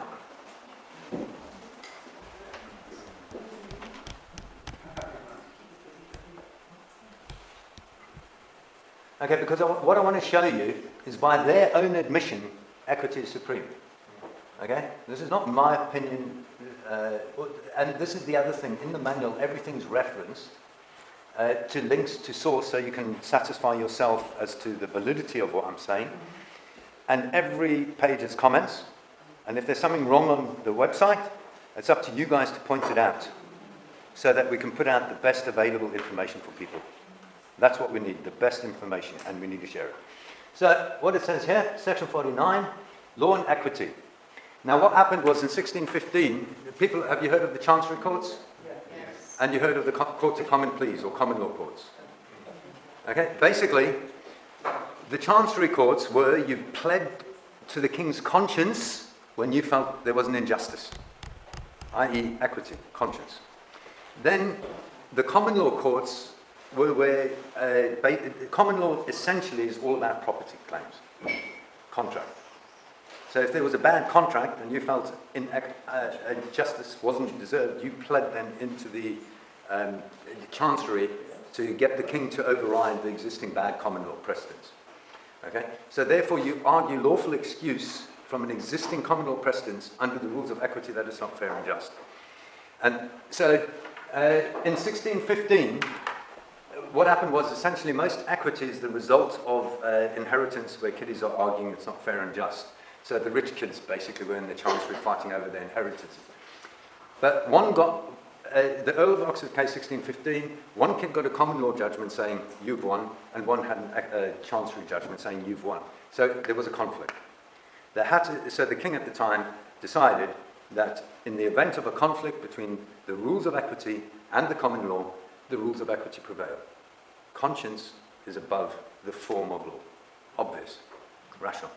Okay, and that's confirmed by Parliament themselves in section 49. Subject to the provision of this act or any other act, every court exercising jurisdiction in England and Wales in any civil cause or matter shall continue to administer the law, law and equity on the basis that wherever there is a conflict or variance between the rules of equity and the rules of the common law with reference to the same matter, the rules of equity will prevail.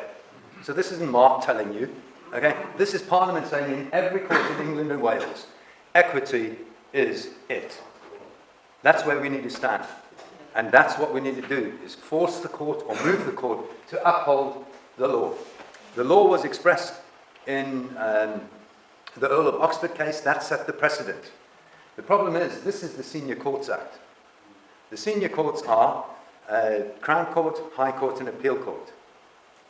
So what they've done is partially legislatively codified the common law. So I can't use this in the Magistrates Court or the County Court. In the County Court Act, they've legislated this. So I only can't use those two acts in the Magistrates Court. So how do I move the court to do the right thing? I use the Earl of Oxford case, because that covers every single court. Whereas legislatively, they made it a legal obligation of all the courts except the Magistrates Court. I wonder why. Okay, so do you see the difference between law and legislation? Okay, so legally, in all the courts except for the Magistrates Court, they have to follow equity. However, lawfully, the magistrates also do, not legally. It's a lawful obligation from the Earl of Oxford, common law precedent. And the county. And the county court. No, County Court, it's in the County Courts Act. It's just not in the Senior Courts Act. It's in a different act. Yeah. Senior Courts Act, 1981. All of this stuff is in the manuals. Free download, just download the thing. Equity applies to county court. Everything. Yeah, everything. Okay. So, what I'm showing you is, hopefully now you can see why we're so confused. Because they don't even know what's the difference between legislation, law, acts, case law. Nobody knows what the hell's going on. Okay? So, just to jump forward, okay, the Act of Settlement 1700 defines the word law. Parliament has defined what law is. Okay, the Act of Settlement 1700 defines law as your birthright. So the question is then, okay, what is your birthright? Your birthright is that everybody follows a duty of care not to knowingly cause you harm. It's expressed, and that there's sort of expressed in the health and safety regulations, and that there's the basis of Karen's appeal in Scotland, where the NHS Lothian sacked her for not wearing a mask properly at all times, and our argument was the Supreme Court in 2015 ruled that anybody giving medical advice before acting must provide informed consent. And it defined what informed consent was.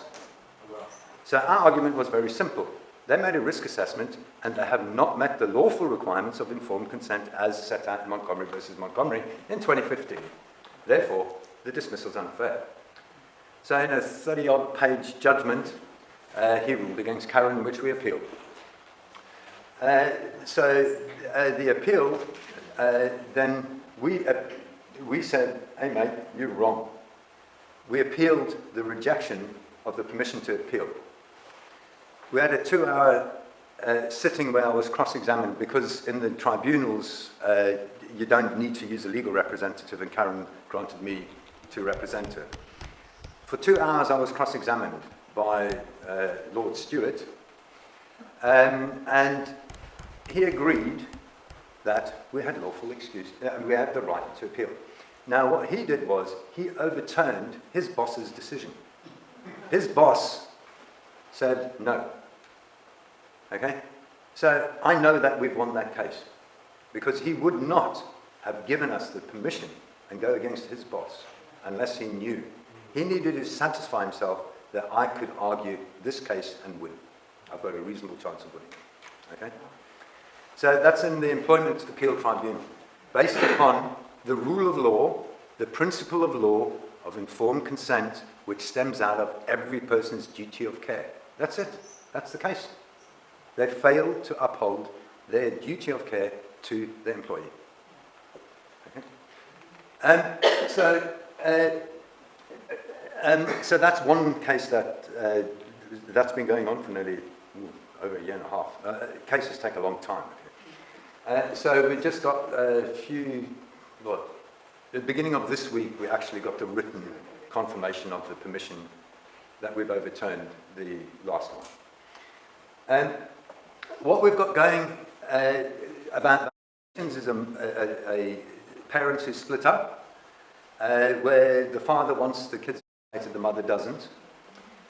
So the High Court judge ruled based upon an appeal court judgment, saying we bound to follow the higher judgment, and Montgomery does not apply, because we just basically, my opinion is it doesn't apply. Okay? No, I'm not kidding you. This is the way these guys work. Okay? Another 30-odd page judgment. The point is really simple.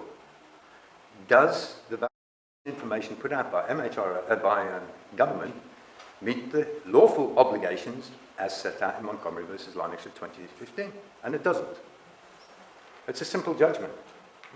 What you need to do is, everything needs to be rational, and in order to determine whether you want to take any medical treatment or do anything in life, guess what you do? A risk-benefit analysis. What are the risks, the consequences of me doing an action? What are the consequences of me not doing an action? And then you weigh it up.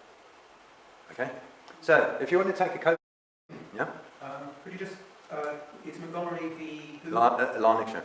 Lanarkshire. Lanarkshire. All of this stuff is in the manuals. Just download the manual, all of the stuff's there. Okay, so basically what they're supposed to provide is the risks of the medication. So with do you know what the risks are? Of serious heart condition, myocarditis or pericarditis, and this is from their own leaflets, 1 in 10,000.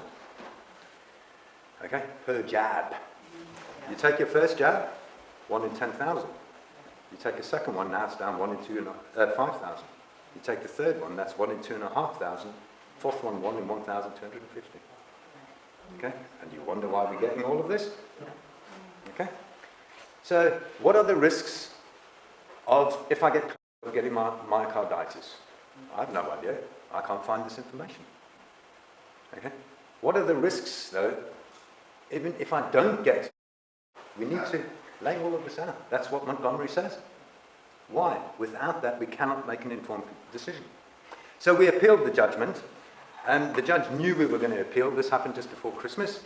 And the judge, on her own volition, made an order saying that she'll set aside the enforcement of the order, allowing the father to go ahead and get these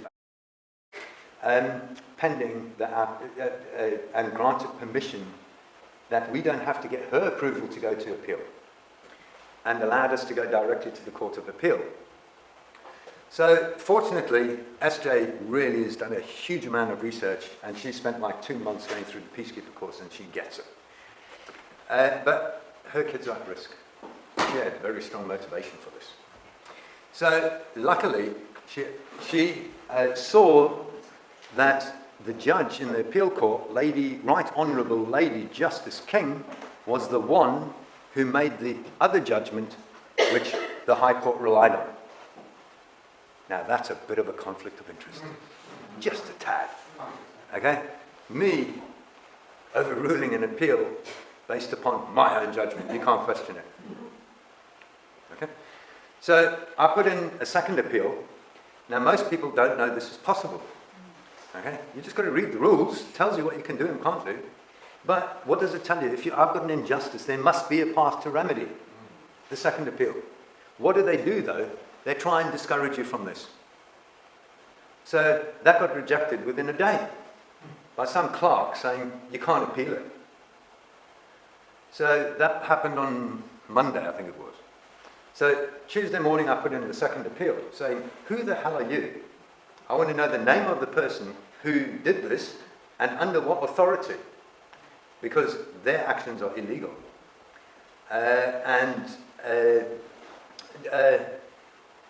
Further, because this is such a controversial matter, I need a court order that whoever is going to make this decision is not, because that there already shows prejudice.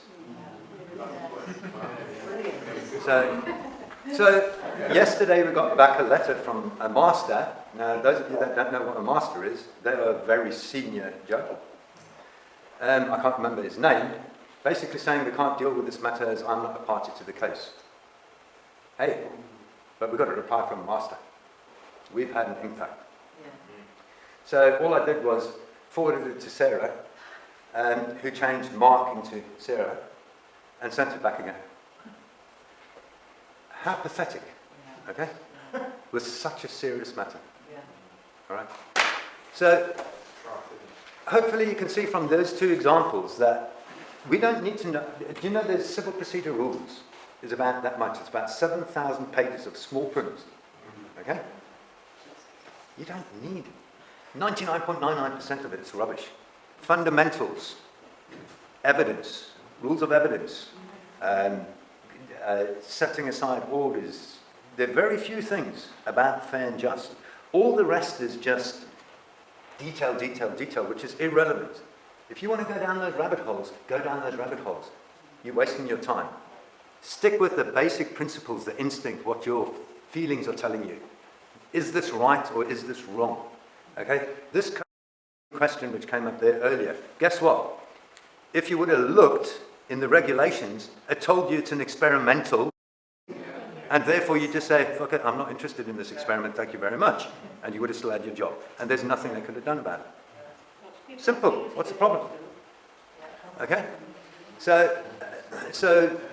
you'll find in every piece of legislation there's a cop-out clause. Every single piece of legislation, like I've just pointed out to you there. Okay? The cop-out clause is because equity prevails over everything. Okay? When they started with this stuff, I was in Kuwait. I was due to fly back on the 14th. On the 12th of March 2020, they locked the country down. When I say lock the country down, okay, you get a lot of males, bachelors, who come and work in labour, and they put in male-only areas. These areas are quite big, and when I say quite big, like 2 or 3 kilometres by 2 or 3 kilometres, and there's 2 of these areas. Overnight, they were barricaded and razor-wired. Overnight. Okay? People had to throw food over this to feed the people inside. I looked at this stuff, I looked at the data, I used to do cycle analysis, and guess what? Everything in nature follows a natural distribution curve. Absolutely everything. 10%, 10%, 80%. Doesn't matter what you look at. An infection goes in exactly the same pattern. Okay? I looked at the data from China, which was available at the time, South Korea. So this is 12th of March 2020, and the Diamond Princess data, and it's like, what the fuck? It's over. What's the problem? Okay? those of you that don't know, well, maybe you know, I don't know. Have you heard of the downgrade of from the highly contagious infectious disease register? That occurred on the 13th of March. Okay, the bill was introduced by Matt Hancock on the 19th of March. Okay, sorry, on the 16th of March. On the 19th of March, it was made public. Public were noticed that there's no problem, confirming exactly my analysis. It's over. They downgraded it. Initially, it was an unknown threat, therefore they applied the precautionary principle. If we don't know, let's tread with caution. Okay? So Matt Hancock was potentially for fraud for bringing that bill in. So did any of you follow Michael Benicio's private criminal prosecution? Yes. Okay, I was the silent partner. And that failed for one reason, ego. Okay? It'll come out later, but I'll leave it at that, and Michael stopped talking to me. But that there was an incredible moment. What did it say? I signed the arrest warrant on that. Okay? Each of you holds the power to change anything you like. Get it right, and you'll do it. So, I've shown you equity is supreme. Hopefully, all of this nonsense about how I write my name or what language they use, okay, it's all in the course. All of it goes back to source documents saying, it makes no difference how you write your name. It makes no difference if you want to use a thumbprint. It makes no difference if you think your birth certificate, okay? Equity is substance over form. Whether you use a thumbprint, that's form. Whether it's red, blue, pink, black, whatever, ink, form. If you put 2 dots here or 2 dots there, form. If you use big letters or small letters, form. It's irrelevant. Was your mind in control of your body which took that action? That's it. Simple. Keep it simple. Okay, so I want to just finish off with council tax. Okay, because that's a bit of a contentious subject. And every revolution has always been over unfair taxation. Basically, if the peasants feel that they're not getting their fair share, they revolt. So what's different with what we're doing with the council tax thing is, guess what? We're taking them on in equity, what's fair and just, as reflected in their own legislation and admitted in their legislation. So I wanted to show you a chain of authority. Okay, this is the Council Tax Administration and Enforcement Regulations 1992. It's secondary legislation, okay? Hence it's called regulation and not an act. So this is why they send you out and think that they can come and steal your money. So people don't look at this thing here called the introductory text. The introductory text, all of them are looking at all of those other pieces there, down all of those rabbit holes, but overlooking the obvious. Okay? Every piece of paper will tell you its authority.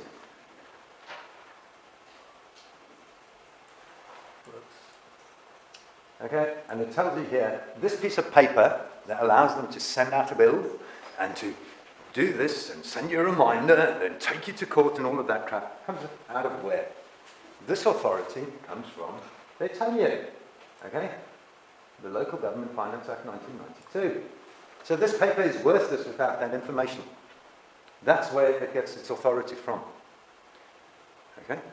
So, let's go to the Local Government Finance Act 1992 and see where that gets its authority from. Oops, that smells a bit better.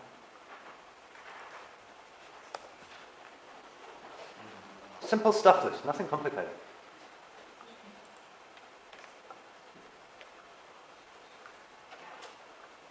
That's what it says, introductory text. So we could go through all of these rabbit holes if you like. Look at them, loads of rabbit holes. Okay, how many rabbit holes do you want to go down? Or we can simply see where's its authority. So we go to the introductory text. So this is all their stuff, huh? It tells you everything, hidden in plain sight. Ooh, yeah, now we're getting to some claims, eh? So, be it enacted by the Queen's most excellent Majesty, by and with the advice and consent, consent of the Lord Spiritual, the Church of England, the Lords Temporal. The old barons used to be the Lords Temporal in King John's day. Okay? And Commons, MPs, members of Parliament, as we know them, in this Parliament assembled and by authority of the state. So let's check where they get their authority from, shall we? Okay, so now here you've got to search a bit, but I'll shortcut it all right? Okay, so we go to the year 1688, because that's where it all changed. Remember we said before, that was the end of the divine right of kings. So, what happened in 1688, or what are they admitting and is still left? Ooh, Act 1, I guess, comes before Act 2, wouldn't you say? So let's go and see what Act 1 of William and Mary was. And let's open the whole thing and just have a look at it. Okay, so that's it, not very long, is it? I wonder why people don't read it. Okay, so this is an act for removing and preventing all questions and disputes concerning the assembling and sitting of this present Parliament. Cool? So, what does it say? Lord Spiritual and Temporal and Commons convened at Westminster this day. So they're telling you what they did. Okay? And so what they're saying is, are the two houses of Parliament. What they've done there is created the legal fictions of the House of Lords and the House of Commons. That's what's created their authority. This is where the fictions were created. Okay? And shall be and are hereby declared, enacted and adjudged to all intents, constructions and purposes whatsoever. So they're telling you, here we've created these fictions of law, a concept, an idea, okay, called the two houses of Parliament, okay, which is in the present Parliament. Okay, so Parliament has two houses, and this is the document which created those fictions. Simple. And guess what it says? Notwithstanding other claims, basically, or any other defects or form or default whatsoever, as if they had been summoned according to the usual form. So, do you see now where by authority of the same comes from? What we've done is we've grouped ourselves together and declared we are Parliament and we have two houses. And what we're saying is, well, it used to be done like this. We have no authority, and they have been summoned. There you go. That's why Parliament has no authority. It's self-declared authority in their own legislation. No authority. They've self-declared it. Okay? You can do it. It's perfectly lawful. Now, somebody asked about assemblies or something. I don't know. Earlier somebody asked, how do we set up assemblies? There you go. That's how you do it. Okay? They'll tell you how to do it. Or was it councils? Whatever. So, yeah, just make a declaration. Okay? You have every right to. You can do what the hell you like. All equal under law, none is above law. However, this is a very fraudulent misrepresentation. What does that lead you to believe? That William and Mary had something to do with it. Have you read anything about William and Mary in that? No. This should say, our claim to govern. That would be a far better, more accurate description. Okay? So now we know what Parliament is, the House of Lords, and the Commons, and that they did it all by themselves. That's all the authority they have. So now do you see why it says in an Act of Parliament, being enacted blah blah blah, by authority of the same. That's where the authority comes from. Self-created authority. However, let's look on to the next thing, because they actually were visionaries, these guys. This here is an incredible thing that they did. They did have your best interest at heart. You laugh, I'm serious. Okay? So, whoops, need to go back on the Bill of Rights is the next act. So that was what they did first, created the fictions of law, and the second act was the Bill of Rights. Okay, now again, this is a fraudulent misrepresentation. Well, I suppose it's not quite. It's not a very accurate description. Okay, what this should say is the contract to govern. Okay, this is a contract. Okay, and remember, they claimed the authority themselves. And guess what they've done here? There were 6 lords that instigated all of this, claimed the authority to govern, and the first thing they did was say, we are here as your representatives.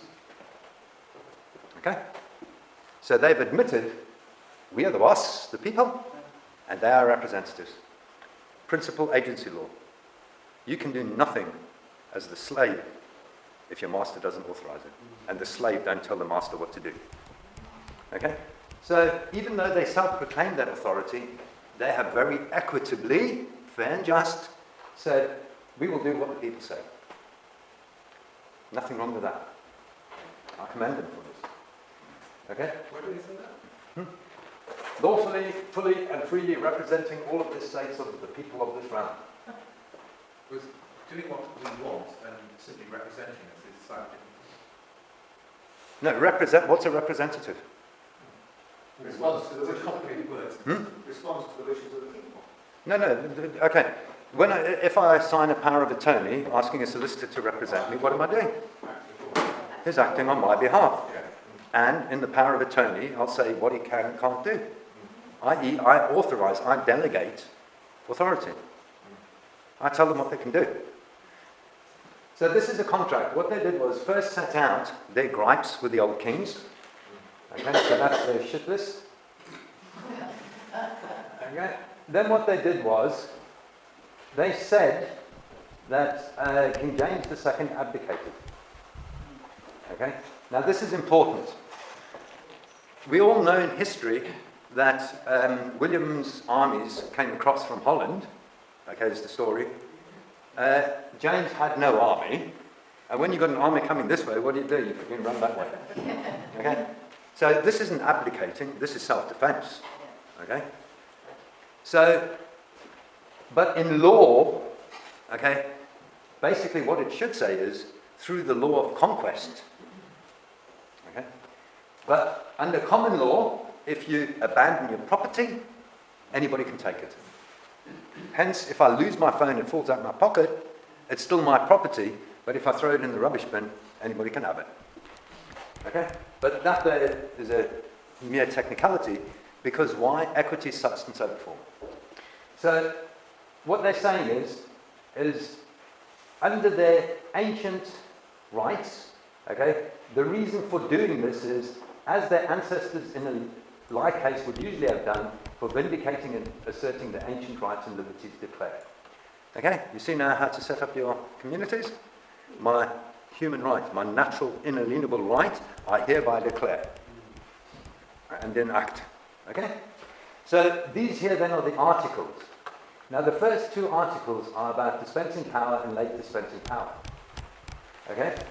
By regal authorities. So regal authorities, what are they? Basically, I won't get into the detail. This in the new council tax skeleton argument will go absolutely everything in it. The regal authority is basically the royal prerogative, the right to govern. It used to be the kings that governed by the divine right, or the belief of divine right. This stopped the divine right, and introduced parliament. And the contract says, King, my friend, if you want to sign this contract, as representatives of the people, you will abide by all of this. Whatever we say in Parliament, you do. So guess who's your new king? Parliament. Correct. King's got no rights other than the prerogative, and Parliament has agreed with the predecessors of the current king that the king has no power except that which Parliament grants it. So who gives a shit whether Charlie's, whatever, or whether his mummy sat on a stone or signed at the top or the bottom? Who gives a shit? It makes no difference. Because they have no power other than that what Parliament grants it. Okay? So basically, these are the terms and conditions of the offer. Okay? So this is what was claimed. Okay? They then tendered the crown regal power and limited what the crown could do. I.e., the people tell us what to do, and we tell you what to do. So there is no separation of powers between the legislature body and the executive. The executive is subject of the legislature, as opposed to this nonsense they tell you about the separation of powers. Okay? So what happened, though, is, remember, it started off as the subject rights and the representative of the estates. It was accepted for all the people. So this is a contract, a tripartite contract, of which the living people at the time were agents, principals of Parliament, who were principals of execution of their will. However, they're all dead. We do not have a contract in place, you and me. Therefore, they are trustees, because they are acting in a representative capacity, as admitted here, and as trustees, they have a fiduciary obligations not to cause us harm. Hence, in there it says, nothing can be done to the prejudice of the people. So that's the relationship. Where's that bit?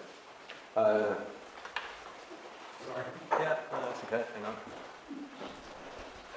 Control find people. There. No declaration. Okay, yeah, there you go. As the claim, we demand and insist upon all of these claims we've made as our undoubted rights and liberties, and that no declaration, judgments, doing or proceedings to the prejudice of the people in anything that's in there can in any way be drawn into consequence or example. So this here is the acceptance of the Crown, is that this applies to all of the people. And it binds, they've agreed, this binds future bloodlines, the heirs to the bloodline, and it binds all future people, ministers and agents and MPs and everybody to this document. Therefore, because this is the document that created the legal fictions, okay, the crown and royal dignity of the kingdoms, created the monarch, and hence, on the authority of an Act of Parliament, the monarch, at that time, the gracious Queen Elizabeth II, we now know who that is. We know now where they got that authority from, the Bill of Rights. Parliament, the House of Lords, Lords Spiritual, Lords Temporal, and the Commons, we know where they got their authority from. Okay? And we know now why it says by authority of same. Now, what does advice and consent say to you? Contract, advice and consent. Acts of Parliament are advice and consent. That's it. And it's only binding upon those who agree. This all together, okay, is the Coronation Oath Act. Okay, because this is part of the terms and agreement. So I'll finish on this one, but hopefully you'll see how this all ties together.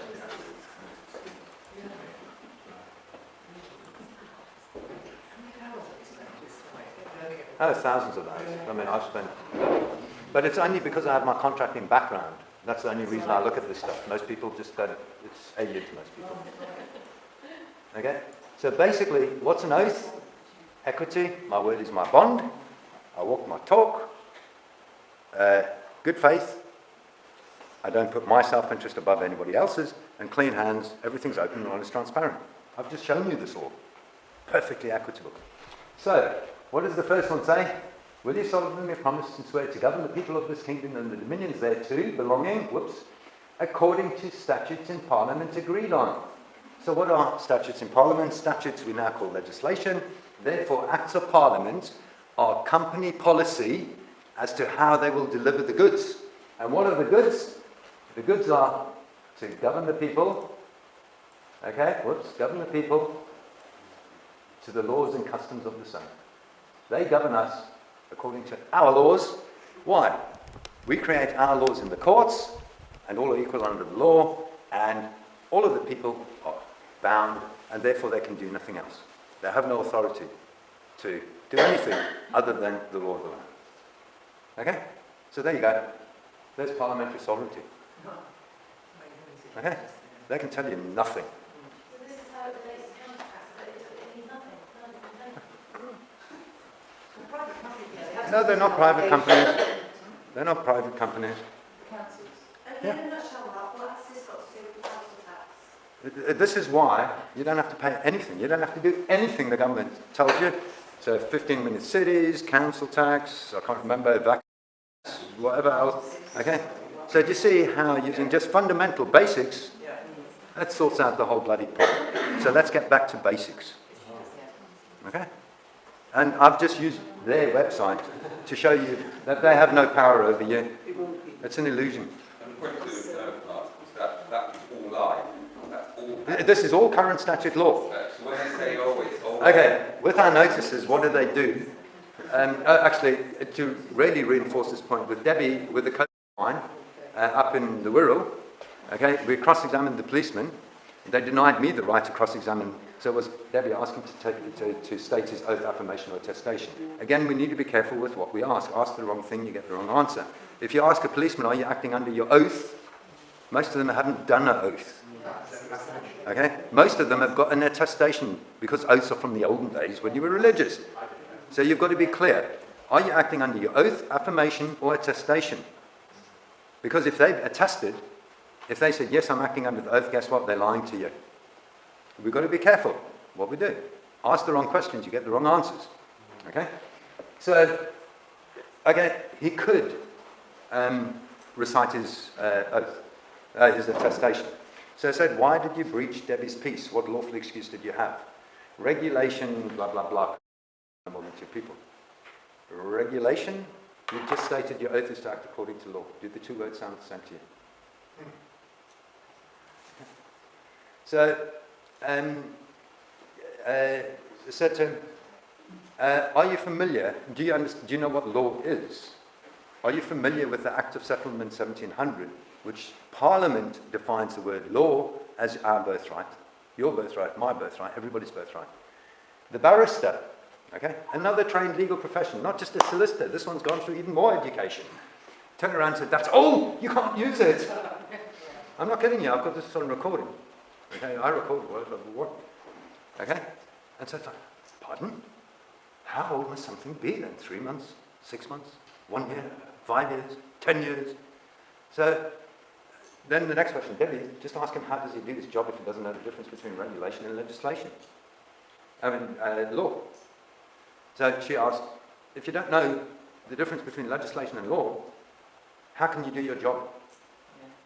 Next thing, the magistrate turns around and says, the bench is telling you the police do not need to know the difference between legislation, regulation, or law. Okay? That is the problem we face, ignorance. Okay? This is the true problem. So hopefully you can see with what I've been through tonight that, look, it's up to us to stop this nonsense. It's not complicated. Okay? All right? Well, I've not been paying council tax since 2012. Yeah. And obviously I understand a number of times. As you said, magistrates ignore equity to a great extent. First 2 times I was turned over. The third time I went into court, and my tactic was simply to say, I used 2 precedents, or 3 precedents. The first one was that I had an inalienable right to shelter. trial by jury on Yeah. jurisdiction. This is all stuff detailed. This is the most equitable form that I get. And I then said, as affirmed by Magna Carta 12, Magna Carta Treaty 12 or 15 sections. You may as well rely on their own legislation. They accept trial by jury under Magna Carta 1297. I know, but of course they accept it in felonies, in serious crimes. They just simply accept it. No, it's no restriction. You have right to trial by jury. Everything. What happens? Did you say for everything? Everything. Absolutely everything. If you want. It's our universal right. I mean, I'm personally not a friend of trial by jury, by the way. I think it's insane. But the thing is that if you're being tried by a magistrate or a judge, they're being paid by the government, and therefore they're breaching immediately the principle that you shouldn't be a judge in a case if your case is against the government. No, look, I haven't covered all the detail, okay? The judiciary Okay, there's independence. No, I- There you go, the second promise, cause law and justice. That's your independent judiciary. That there again is affirmed in the Constitutional Reform Act 2005. The judiciary is independent. And guess what? Not only is the judiciary independent, the law is enforced by the police. Okay? Every single policeman is independent of the independence of the judiciary. Every judge is independent of the independence. Why? Well, Correct. I mean, the effect was, on the first occasion I did that, the magistrates got up and backed up, slightly as you described right at the beginning, and I stepped down into the well, and I actually kept my head the first time, and I said to the most senior person, the magistrates having abandoned the course without explanation, as the most senior person... Did he abandon it or did he adjourn well, it? I termed it as abandoning it. It doesn't matter what you term it. But anyway, you got more liability orders, I'm guessing. Well, they said, but they've given up. I just want to tell you what's going on with council taxes in the court, because this is mega, what's happening, okay? And just quickly, okay, on my precedent, or whatever you want to call it, okay, for £15.45, I think it was, Liverpool Council withdrew their claim of council tax against me. For £15.45.